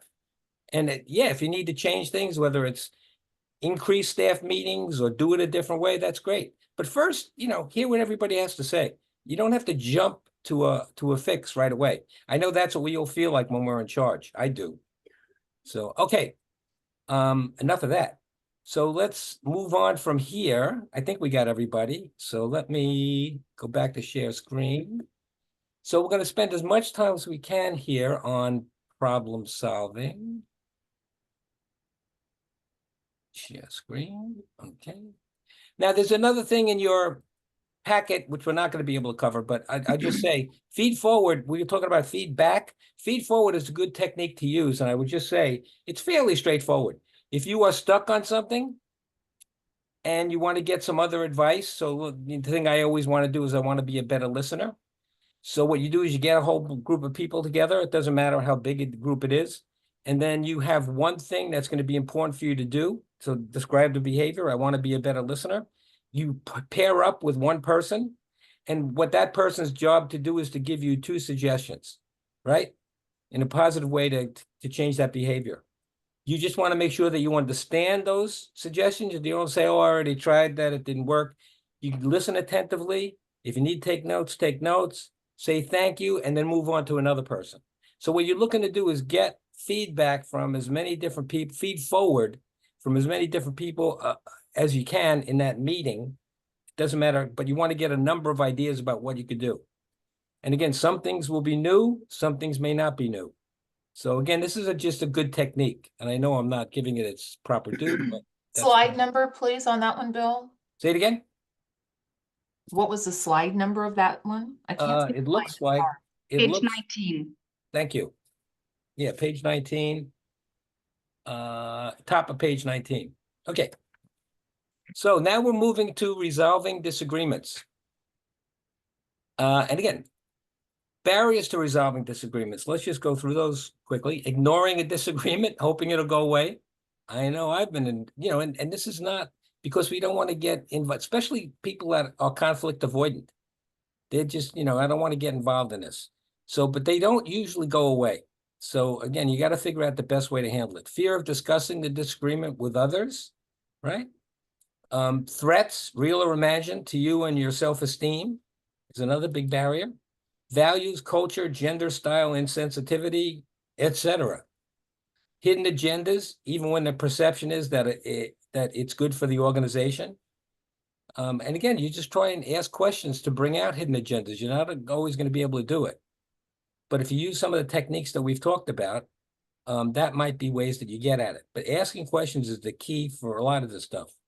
Teasing, put downs, negative judgments. If somebody's guilty of that, and again, I'll use myself as an example. I always think that I'm a funny guy, right? That I'm, you know, a comedian. So I insult people sometimes by thinking I'm being funny. And it's not being funny.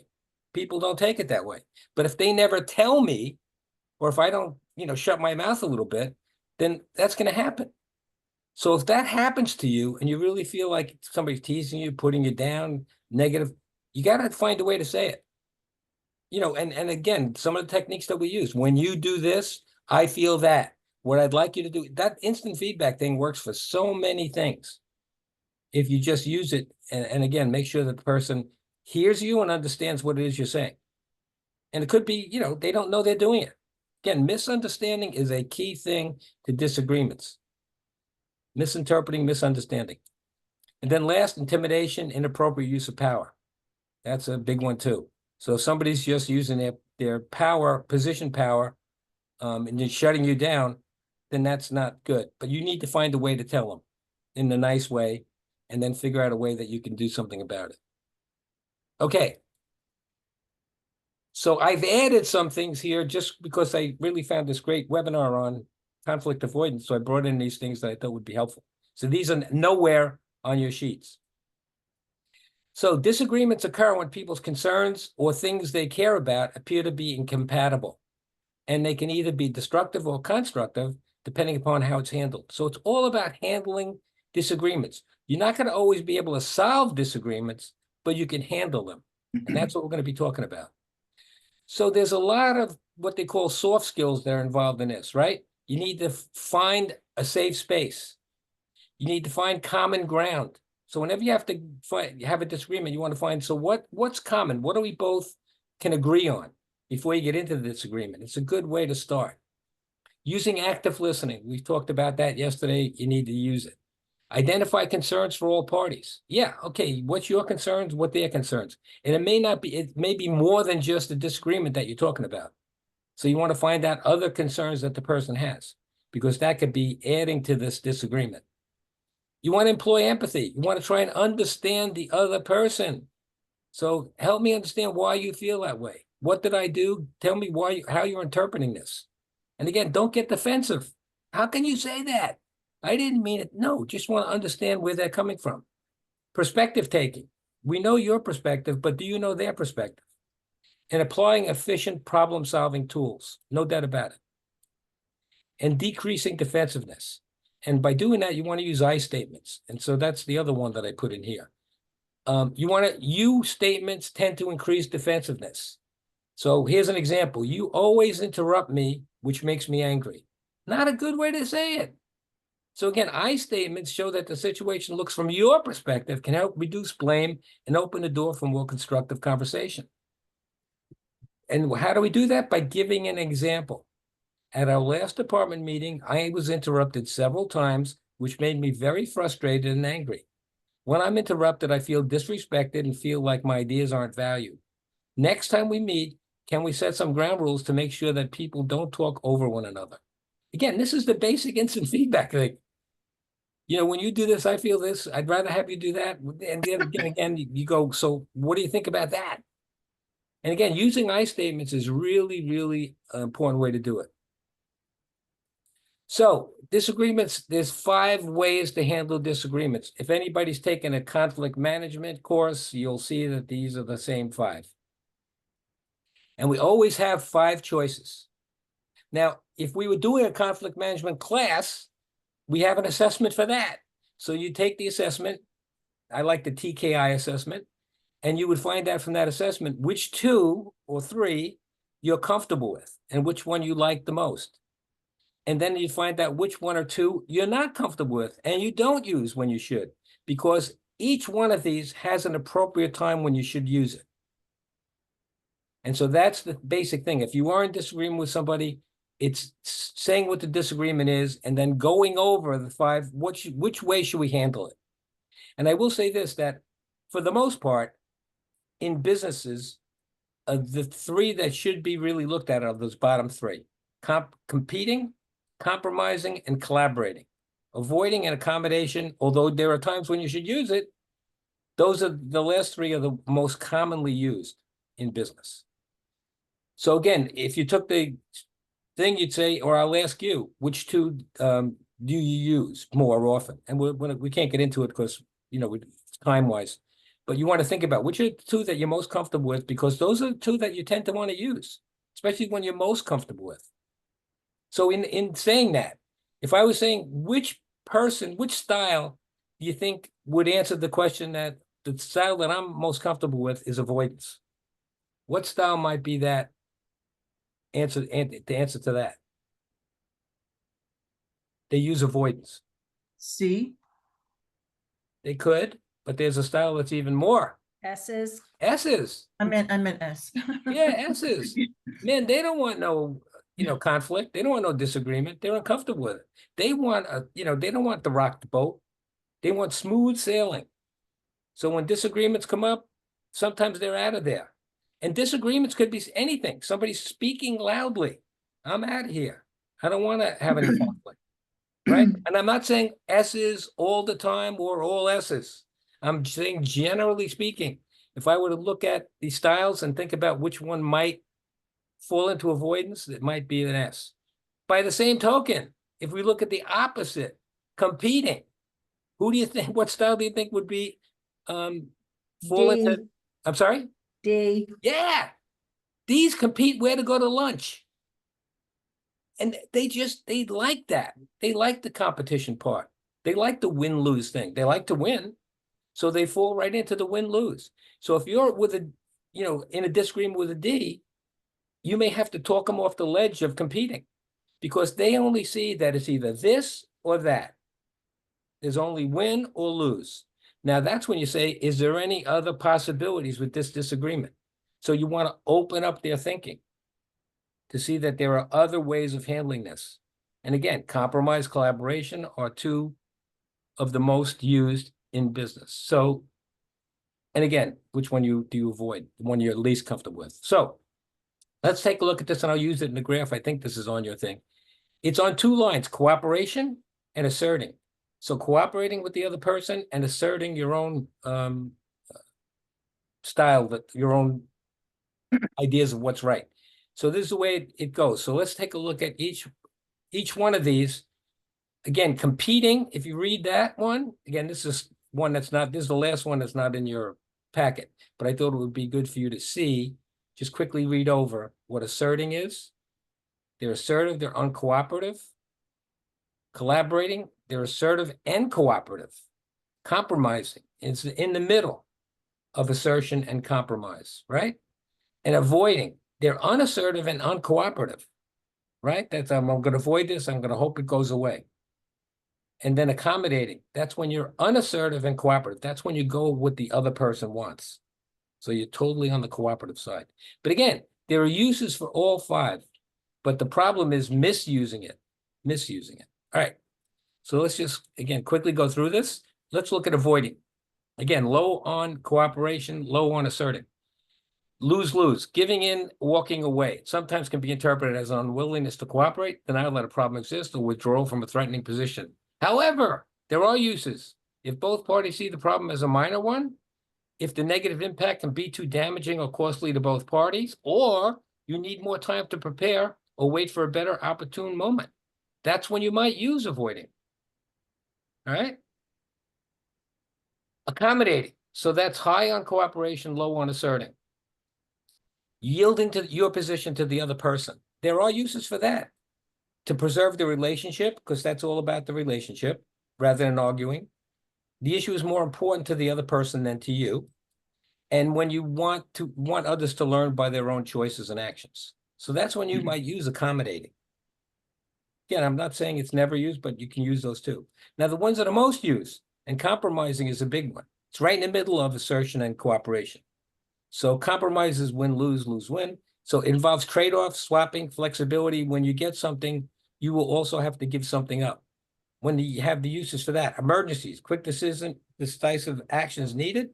You see the benefit, each side giving a little to gain a little, and to achieve temporary settlement in complex matters, difficult circumstances, and under time pressures. So compromising can be used as a first step. And we'll see that, when that is. And competing. So competing, winner takes all, focusing on winning at all costs rather than searching for an appropriate solution for everyone involved. But when do you want to use competing? In emergencies, quick, decisive action is needed. Sometimes you'll have to use competing. When there's only one of two choices. But again, a competitor will jump to that. There's only one of two choices immediately. That's when you have to kind of broaden their outlook on that.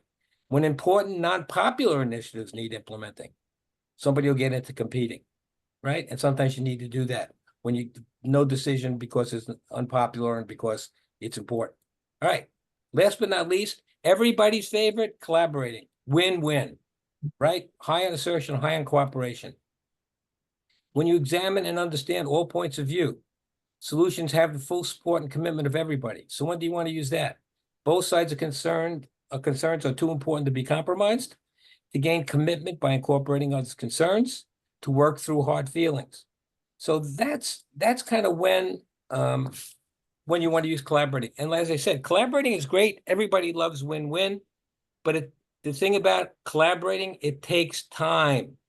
You're not going to always have the time because collaborating is really coming up with the third way.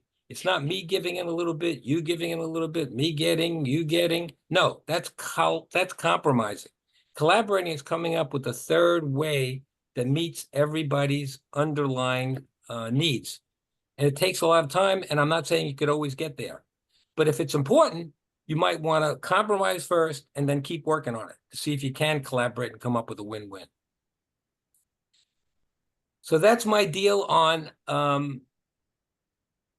disagreements and looking through disagreements. But the thing is, here's a Stephen Coveyism here. You must thoroughly diagnose before you can accurately prescribe. So that means you really have to have the conversation. You're in disagreement with somebody, sit down and say, so we disagreed, right? And then you want to totally understand where they're coming from. You want them to totally understand where you're coming from. And that's when you decide, here's the 5 ways we can handle it. Which one do you think is the most appropriate way for us to work on it? And then have the discussion. And now you're all cognizant of what those 5 ways are. So you can have that discussion and come up with it. So are we ready to do an exercise around this? Anybody have any questions? What I'm going to give you is I'm going to give you a scenario to work on. I'm going to put you in a breakout room. But before I do that, what I'm going to have to do is put these scenarios in. I have to come back out of this. Whoa. Sorry about that. Screen sharing stopped. Okay. I'm going to have to open up my chat. Okay. Sorry about that. Open up my chat. Where is chat? Come on, chat. It's supposed to be open. There it is. All right. So I'm going to put these scenarios in here, and then you can download them. And again, if you can't do that, I can put them on a screen share. But let me try and put these, for those of you who can download them, that would be great. I'm sorry, you emailing this to No, us? no. I'm putting them in the chat. Oh, And then you can open them up from the chat.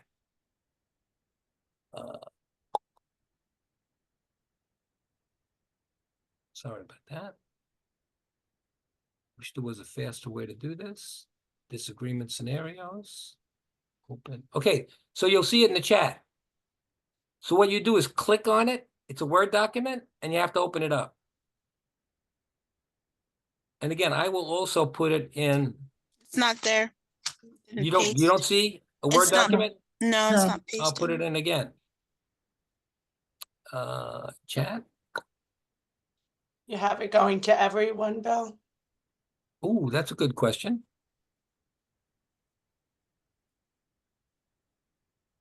Yeah, it's going to everyone. So let me try it again. Your computer. Documents.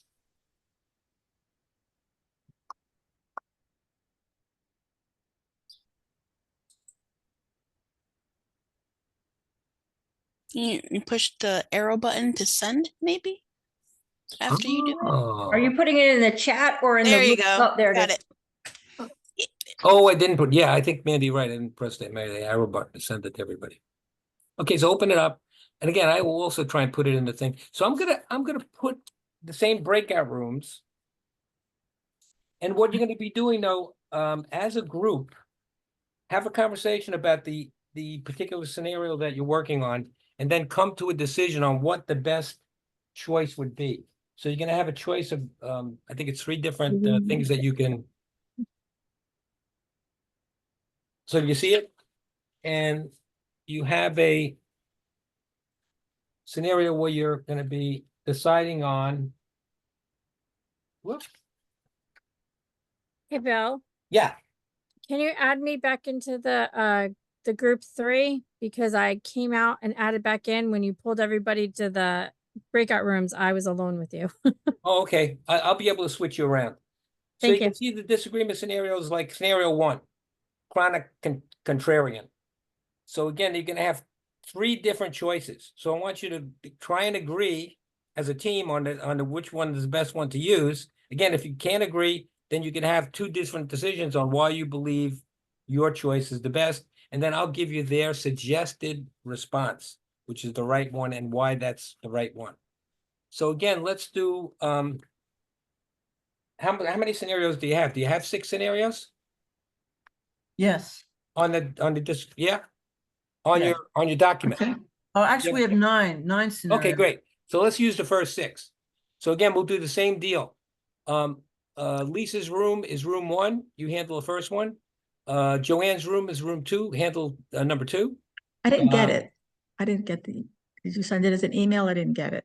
No, it's chat. in the chat. In the chat. Oh, In the chat. oh, okay. Mandy's room 3, and I'll add you in a minute. Doug, room 4, Lisa, room 5, and Jennifer, room 6. So, and who's not in the room again? Who's not in the room? Melissa, Okay. I was in room 3. Just okay. add me back into that one. Yeah, so I'll again, when I open the rooms, you should come out as somebody who's not there. So, all right. And again, just do the best you can. If you have the conversation, if somebody can't see it, like Joanne just said, try and tune her up on what she should be seeing. All right, and then have the conversation. And again, I'll give you 7 minutes. How's that? See what you can come up with. So read the scenario, and I'll give you 1 minute warning, and then we'll come back and see how you did. Is everybody clear on what I'm asking you to do? Okay. Yes. So those first 6, have fun.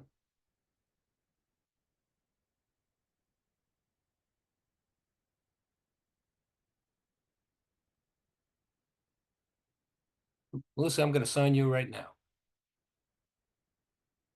There you go.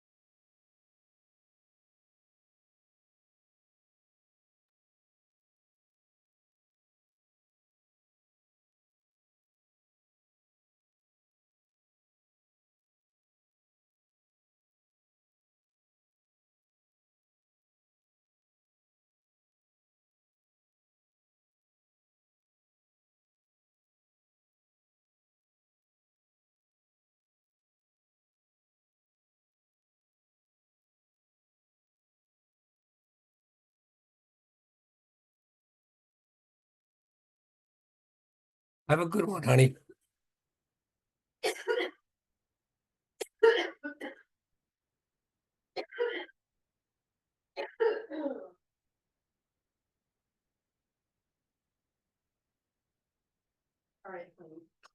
Have a good one. Have fun. Say hello to Susan.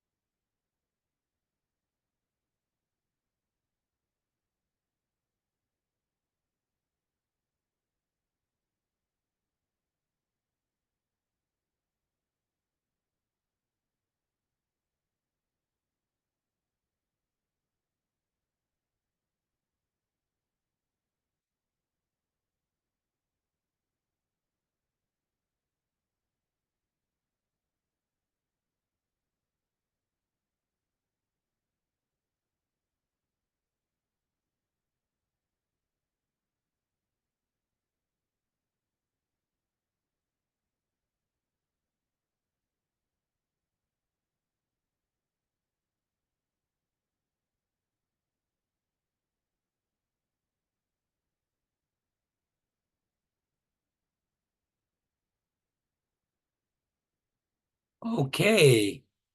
Nice to see all your bright faces here. So hopefully, how was that? You probably did you need more time? Did you need more time? I No. don't think so. Okay, No, great. that was good. I think Okay. it was plenty of time. So again, I'm going to give you the recommended answers. Not that your answer, so don't could, think your answer is necessarily wrong, but this is the best answer that they recommend. So again, if you're having a disagreement with somebody, you want to sit down, be clear on what the disagreement is, see if there's any other stuff going on, and then say how we should handle it. How should we handle it? And luckily, you're all know the disagreement handling methods, so you can agree on that. If you can't agree on what method you should use, bring somebody else in, and maybe they'll help you come up with the right method. Okay, so for number one, what'd you have? Lisa's group. We decided collectively to do the last one, conflict management for David. Conflict resolution training. Training, right, for David, yes. That's their recommended answer. Okay. So I should read it because then people don't know what Yeah. the thing was. So I'm going to just quickly read it because it's not that long. David frequently disagrees with team decisions and tends to argue against the majority opinion, creating tension and slowing down the decision-making process. So again, that's the recommended answer. And by the way, you can use these, and I know you got more that we didn't do. You can use it as a team thing back at work. Because these are really good, because then you get people's thinking. Why do you think that's the best way? Okay, so number two, which is Jessica often becomes defensive and argumentative when her ideas are challenged, leading to unproductive conflicts and strained relationships with colleagues. So number two, Joanne's group, what did you have?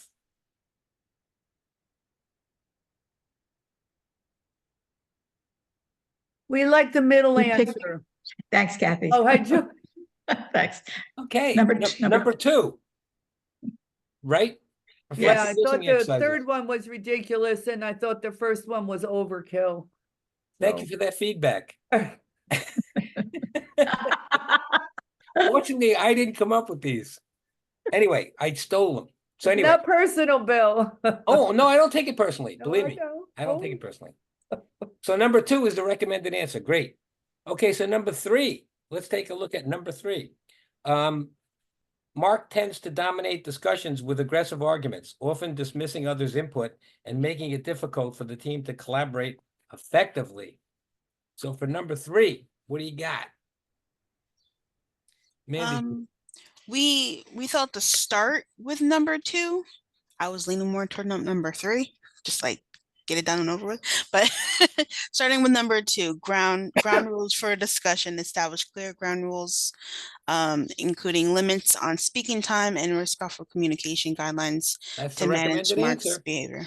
Great, that's a recommended answer. Okay, so number four, which is Sarah and John are both team leads on a project aimed at increasing community outreach. Sarah prefers to work independently and often dismisses John's input, leading to tension and a lack of cohesive strategy. So what'd you have for number 4? We came up with number 2, define roles and responsibilities. Clearly outline and define the responsibilities between Sarah and John to minimize overlap and reduce the need for constant collaboration. Good. Let me make sure I got this right. Yep, good. All right.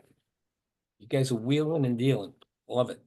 Okay, number 5, which is Alex is a talented team member, but often holds back his ideas during meetings, feeling that his contributions are not valued. Behavior leaves a gap in creativity and innovation within the team. So what is the one that you recommend for that? That was Leisha from our group. Yeah. What do you got? You're on mute, Leisha. Oh, I don't yeah. have the verbiage. I don't have the 2. sheet in front of me. It was 2, I believe, that we went with. Everybody agree it was 2? Team? You agree that it was 2? Yeah, it was Sarah and Veronica. Yeah.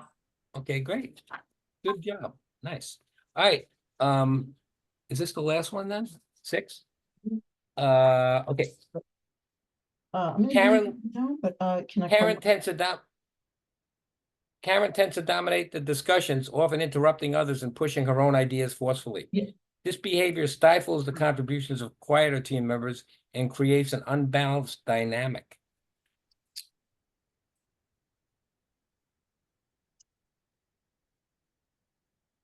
Yeah, we was all over the place with this one. Okay. We first started out with 2. A private feedback session with Karen would have been appropriate, but then Jennifer came up with a good point. It may be all 3, you know. So we really didn't make a real one decision on this scenario. Okay. Well, Yeah, number we thought 2 it would be like 1 to start with, and 2, why is that happening was the question. You know, why is, you know, Karen behaving the way she's behaving in the meeting? So maybe there isn't any structure. So Okay. to start with, to have the conversation with the person, and then if it is discovered or their position is there's no structure, it's all over the place, then you go to 1. So it wasn't just a 1 answer. We Yeah. kind of said it's a 1.5. Okay, let me find this again and make sure I'm giving, because I have my things in different orders. So we're talking about 1, 2, 3, 4, 5. We're talking about 6, the dominating key member, right? Yes. Okay, so recommendation is option 2. Feedback Yes. session. That's what we said. And then after that, we decided all 3. We didn't know what to do. Yeah, but we started, Karen and I started with 2. It's funny her name was Karen in the actual It is odd. I think some of these scenarios would seem like they're right up your alley. Myself, but you know, who knows? Now I know I want to be a man of my word, and I said 12 o'clock, but I'm willing to stay a little longer. I don't have to be out of here till maybe 15 minutes or so. So I'm willing to stay, but if people have to leave, I won't feel offended by it. If you have to leave by 12, because I said so, I said 12 o'clock. But again, I'm willing to stay a little longer if people want to stay. Whoop. Yeah, if you have questions or it's just because of with right click of IT, if you get the call from Brian, then obviously, you know, you can end the Zoom session. But I don't think anybody will call me because it's my Zoom. Oh yeah, no. It's the other thing. Like at 12 o'clock, our IT people are supposed to be contacting staff. I got you. In a time frame, but I got you. All right. Well, again, whatever works. Let's from the current slide. Okay, so we got that down. So there's one more thing actually that I put in there, which is a disagreement tool. This is something that, again, you could use. It's almost like the instant feedback one. You want to talk about the situation, you're in there understanding, talk about any issues, Then you want to talk about agreements and disagreements. Information, what is the information you have? And what is the information you need? And then what's the next step? So this is a simple process. I'm going to give you this other tool in a minute that's a little bit more, it's called disagreement mapping.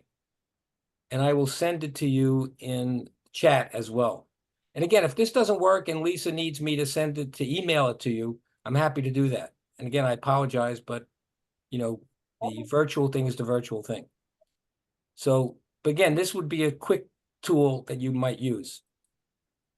The disagreement mapping worksheet is a little bit more involved. And so again, defining, let me just put it in. Is my chat open here? Let's screwing this up because my chat is not open. Okay, I'm gonna have to go back to this.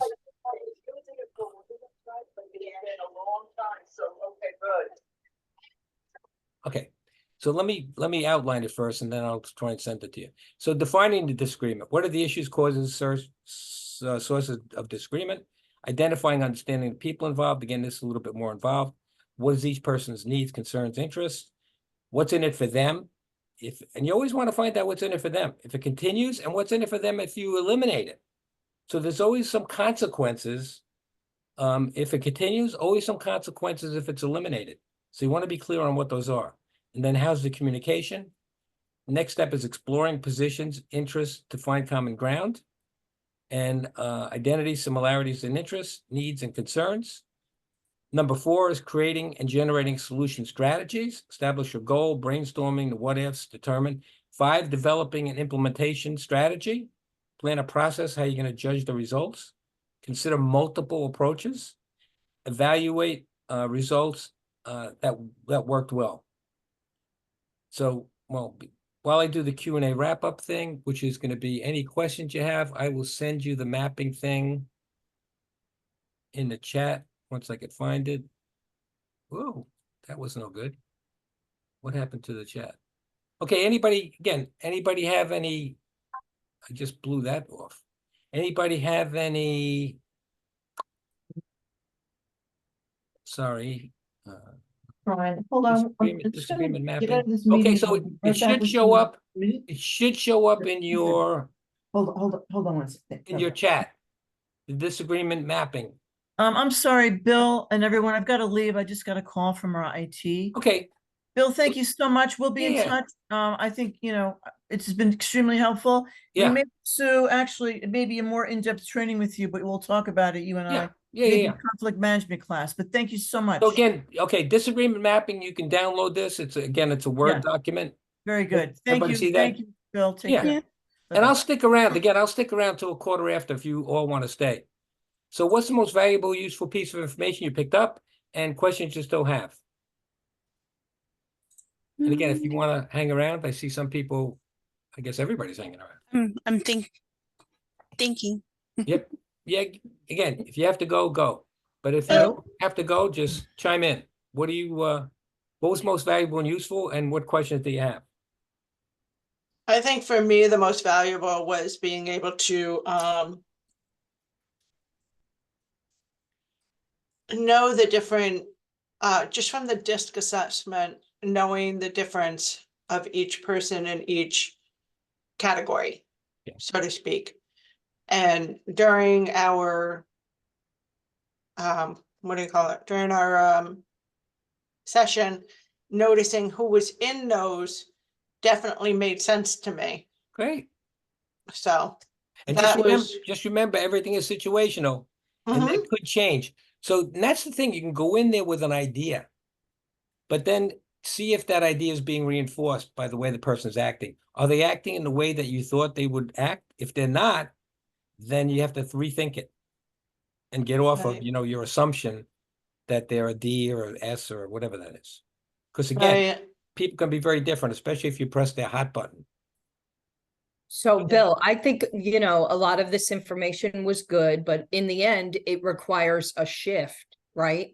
Because doing something and saying, I'm sorry, and I didn't mean to do it. It's like the victimizer, right? And becomes the victim, right? Which I think is somewhat ingrained a lot. And I think that there's really you know, we're all dedicated and really good employees. We do our jobs. We really want to do them well. Everybody I work with, I think, is lovely. But if the core and the management doesn't shift and change, you can't expect, you know what I mean, bottom up management. And because that starts looking like insubordination, pushback, when you're using things like you're being compensated for it. I need this done. This is a directive. I don't want to hear it anymore. I'm too busy. I supervise so many people. I mean, that's a total shutdown. And it's a huge lift on the employees because all this organization has, we are their product. We, No, I got you. the advocates, the employees, we are their product. So if you don't take care of what you have nothing. Yeah. So I agree with you 1,000%. So all I can say is the past is the past. So what we want to do is learn from the past. And so I think it's going to be up to all of you. I'll help support this in whatever way I can. I don't need to be involved, but if you want me involved, I'll be involved. But And the thing that I took out of this too is like, so when, you know, when Lisa's making you feel a certain way, tell her. Yeah. When, you know, Patrick's making me feel a certain way, I'm going to tell him. Just let people know. Maria, don't But forget, that's don't forget great, that. Maria. You can tell someone, but they have to receive the information and do something about But it. don't forget, Yeah. Jennifer, don't forget, then you have to say what you want them to do. Right, but if you say that and nothing gets done about it, Then you that's say, my remember point. what we talked about? The same Right, thing's but happening. then if you say it and you write it and you say it and you write it, you know what I mean? That's when it becomes a complete shutdown and a problem, because I'm an excellent communicator. I communicate with people all day long. I communicate with them in person, in writing. So I don't have an issue with communicating, but I have an issue when you communicate something and it goes nowhere. Believe me, I hear what you're saying. So let's take this as we just opened the door, right? I know the past, so we want to learn from the past. And again, I think just getting off the past and saying, here's what we'd like to have different from the retreat. Here's what we learned. And maybe sending around a thing saying, what would everybody like to see improve from the retreat, and getting all that information together. And so it might be a number of you being on a retreat committee. Like employees coming together. Yeah. And you ask what's working well, what we could do differently. What are some of the major issues? Collect the information. Again, it could be anonymous. That's probably what you want, because that's when people are going to be honest. And then make the list of the most important things, and then say, how are we going to deal with these? And again, have the group decide on how we're going to deal with these. I think this was a great start to open, honest communication for everybody in Tri. So, Mandy, Bill, I have a question. What about if someone or several people have it in their nature and years of being scared to death, petrified of authority? Well, you got to help. That's very common. Yeah, you got to help them express themselves, and maybe it's getting somebody who they trust to work with them and help them be able to say. If they can't say it themselves, then you can help them by saying it yourself to help them along. But nothing better than having the person say it themselves, because nobody can say it better than themselves. So I'm going to get Mandy and then Janine in a minute. So does that answer your question a little bit? I know it's like PTSD. I get you. Right. And I get that. It is actually. So Mandy, go ahead. It really is. Yeah, it's just, and I understand, like, if you're feeling, so if we all feel like we're the victim, we can be the victim, right? And the victimizer. But when in this kind of scenario, it's so, like I mentioned before, it's so easy to point the other finger, even if it's the other person, but we really have to humble ourselves and be like, and really look in the mirror. Me, I have to look in the mirror. What can I change? What do I need to work on myself? Because we can't be like, this person needs to change first. Yeah. We all need to do it at the same time. Yeah. And then when you know you are working on yourself and you're giving your all and you're being honest and true, and then that other person is still not doing it, then that's you have the answer. Again, Mandy, I agree with you 100%. And I think what you have to do is make it, verbalize it. Say, you know, here's our relationship. Here's what I think is maybe not working. Here's what I'm willing to do to change. And I think we both need to make a commitment to change. So here's what I'm willing to do. What would you be willing to do? So once you say that and make it known, again, just between you and the other person, that's a great way to definitely do it, that you're working on something too. Nice. Janine, go ahead. I know that you mentioned, like, you know, the staff try and get together, create, you know, what it is they'd like to see change. Is that something you could put in your evaluation? Like, hey, this, you know, because I can see some staff not wanting to speak up, not wanting to put in anything because of PTSD. But you know, even anonymously? I think so. Yeah, okay. Well, I'll take a look at, and I'm glad you mentioned that, because I'll take a look at my my eval. It's not an eval, it's just a kind of a survey. I'll see if I can, in that question, but if I'm sure I have something where anything else that you want to mention it. So mention it there. Yeah, At the end. And I promise that I will let Lisa know everything that I hear from you. And the other promise I'll make, is the this other still promise being I'll make is recorded? that I will check in with Lisa. No, it's being recorded. She can watch it. Are you sharing this with her? There you go. That's right. It is being recorded. Is it currently still being recorded? Yeah, you want me to stop the recording? Too late now. It's too late. Well, no, I mean, I could stop the recording now and that'll You do can that. stop the recording. There's no point in stopping it. But it's not, but it's not just, I mean, we have, you know, there's Lisa, Joanne, me, Patrick, and Mandy. Those are the administration. And it's, so my point is, if somebody would like to be able to have something to say that, you know, even anonymously say about me, you know, I'd want to get that feedback back. Yes. Yeah. And I You will know what I'm saying? I will And that- definitely give it to you. Yeah, and that's the point I'm trying to make. It's not just one person. There's, you know, there's 5 management. So people should be able to feel open to be able to talk about each of them. That's true. Okay. That's very true. And I am gonna, well, you know, by stopping the recording, it doesn't make any sense at this point, because then somebody's gonna say, oh, are they talking about me after? So again, I don't think it's any big deal. Yeah, Have it on the recording. if we can't say it here, I mean, look, we are in a space where there should be no retaliation from this. Right. It's not judgment.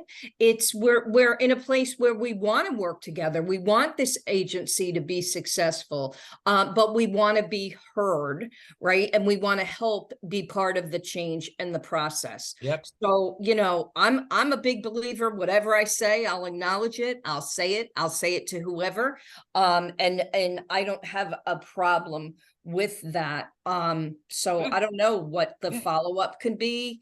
If you could provide us with some additional resources, even if it's books or links or whatever, you know, we can keep them and share them to really improve the communication. Yeah. Well, again, I will check back in. I've got I'll get you in a minute, Mildred. I'll check in, you know, in a few weeks, see how things are going. I'll share my feedback that I get. And then if there's anything that I could be helpful with, I'll certainly be open to do that. Mildred, what do you got? Oh, it was just a quick, what's the most valuable is, I learned about myself that, I thought I had mastered how to communicate whatever concerns carefully, diplomatically. And then what I'm most aware of is I'm a big avoider. And that is disempowering both to me and to the person who doesn't get to hear what I have to say. So I think it's funny because I think you suggested doing like a little session where people can help you. When I anticipate that someone's gonna shut, or when when I'm dealing with a dominant, mostly dominant people, I shut down. I just won't, the minute I'm disagreed with, I just shut down, because I don't believe, I lose all faith at that moment that that person will hear me any further. But you've given us tools today that have made me kind of be willing to reconsider that, to see if there are ways that I can speak that could communicate that. But I know kind of what some people were also saying, I get so emotional. The way I've dealt with when I get into that space, I hang up on people, I leave a meeting. I know that's not appropriate, but that is what I've done. So and now I see why I see why I do it. I thought it was just like, I don't want to be bothered, but it's really because I really don't know or want to deal with that conflict, know how or want to deal with that conflict. But you've given us a lot of tools today. I'm So very happy to I hear really that. appreciate that. Oh, great. Okay, I know there's a couple other hands up. I'll get you. Sarah, what do you got? So I was curious, in your experience doing this, what have been some of the things, like, have you noticed any trends on what organizations really take this and run with it towards improvement? And then the opposite, like, what are some of the barriers or unhealthy approaches you've seen organizations take with this? Yeah, well, it's the old, you can only lead a horse to water, and they're going to decide whether they drink or not. I find that it's really the commitment of the other people.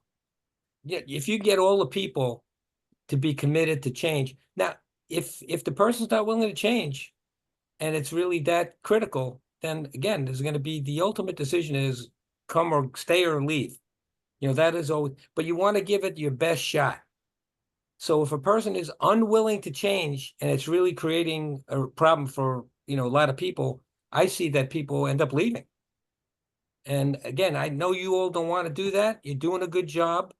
And, I think I know all of you, including Lisa, wants to do a good job. And I think if you keep that in mind and you're doing, doing God's work, which I always think is great about nonprofits, generally speaking, but that's where you want to think about what can I do to help make this change? And then get together as a group, come up with what can change. And it's hard for people to change. So just stay with it. Make sure the person is voicing the willingness to change. If you get somebody who's saying, I'm not going to change, then that's a problem. So it's a willingness to hear, understand, and change. And so that's the key things that are essential in applying this stuff. Okay, Patricia, last but not least. Yeah, so I just wanted to, add that, yes, this has all been very insightful, very useful, lots of wonderful tools to use. And I just also wanted to mention that, sometimes and I know that Lisa is definitely, trying. And yeah, but I do, and you even caught that sometimes her reaction is, okay, I'm gonna then implement something new, but then she also almost like takes on more. And it's like, because she's implementing a new directive, it's like, then she just created something that she has to follow up on. And it's like, you don't really have to do that if you trust in the other, departments and in the other, people that are working, for the and that is a great, is a great final kind of comment. And this is really important because are you all willingness to look in the mirror yourselves? And are you all willing to work on this? Not just complain about it, but doing some things that make it work better. And I think Mandy's been alluding to that all the time as well. So it's, again, everybody willing to work on it, to identify what the challenges are, and then willing to say, let's do it as a team. And that's the thing about team. You want to, although you work as a team, I think, again, as you said, Lisa, I think feels like she needs to be the one to make all the decisions, do all the stuff. And that's, she's overwhelmed as it is, just like a lot of you are too. So, but if you can, again, voice an opinion and be willing to put some work into it, I think you can make some change. No doubt about it. Anyway, this has been great. I've loved being with you all. I'm going to send out my little survey, so please fill it out. And please fill it out. I'll probably say fill it out by Monday, but do the best you can, because I know if you don't do it, you won't do it. How many, Bill, how many questions is it? It's about 5 questions. Can you just send it to us and put it in the chat right now? If I want to do it, I can do it. If I don't want to, I don't have to, or? I don't know if I can, because it's a link. Yeah, links Yeah, work the link, in Zoom. yeah. I'm just trying to think where the link is. Okay. Or if it's individualized, then forget about No, it. it's just a link. Honestly, it's easier for me if you send it in an email. Yeah. Okay. Thanks. Same. Yelling me Yeah. out. Me too. Me But too. I And will emails. definitely Yeah. do it. I'll definitely do it today. Anything else people want to say to Bill? Thank you. Bill, thank you very Thanks, much. Bill. Thank Thank That you. was really enlightening. Thank Yeah. you. And again, I wish you all the best. And if there's any help I can be, again, Lisa said maybe we'll do something else together. That's great. Hey, Always want Bill, to do how that. many of these do you do a year? I'm sorry? How many of these do you do about in a year? It depends. It really depends. Mhm. But again, a lot of virtual stuff really took over, and that affects things like retreats. Yeah, Because you really need to do those in person. you for the most really part. do. It's Yeah, hard to do things virtual. It's not as yeah. good. You miss a whole body language piece Yeah, of it yeah. and But communication. So, again, yeah. the number varies, no doubt about it. But I love the retreat things because you get a lot Mhm. done Yeah. than just on, special topical things. Because Mhm. then and the other thing I love is following up. Because I'm not Yeah. interested in doing a rah-rah thing No. where everybody says, "Oh, that was great." I don't care. What'd you do with it? Was it Mhm. helpful? Are you going to do anything Mhm. with it? Because that's Yeah. what I care about. Yeah. So your mission is to try to make change, to Yeah. really be meaningful change. Yeah. And that's why I'll be following up. I can't make people do it, Mm-hmm. but I can certainly encourage them. And that I will do. All right, Thank you all you. have a great weekend, rest of the week, and get to You. work. Get to work on this stuff. All right. Okay, Right? ciao, Bye. ciao. Thanks, Take Bill. care, everybody. Yeah. Thank you. Bye, everybody. Have a good day, everyone. Bye. Thanks. Well, I got to stop the recording.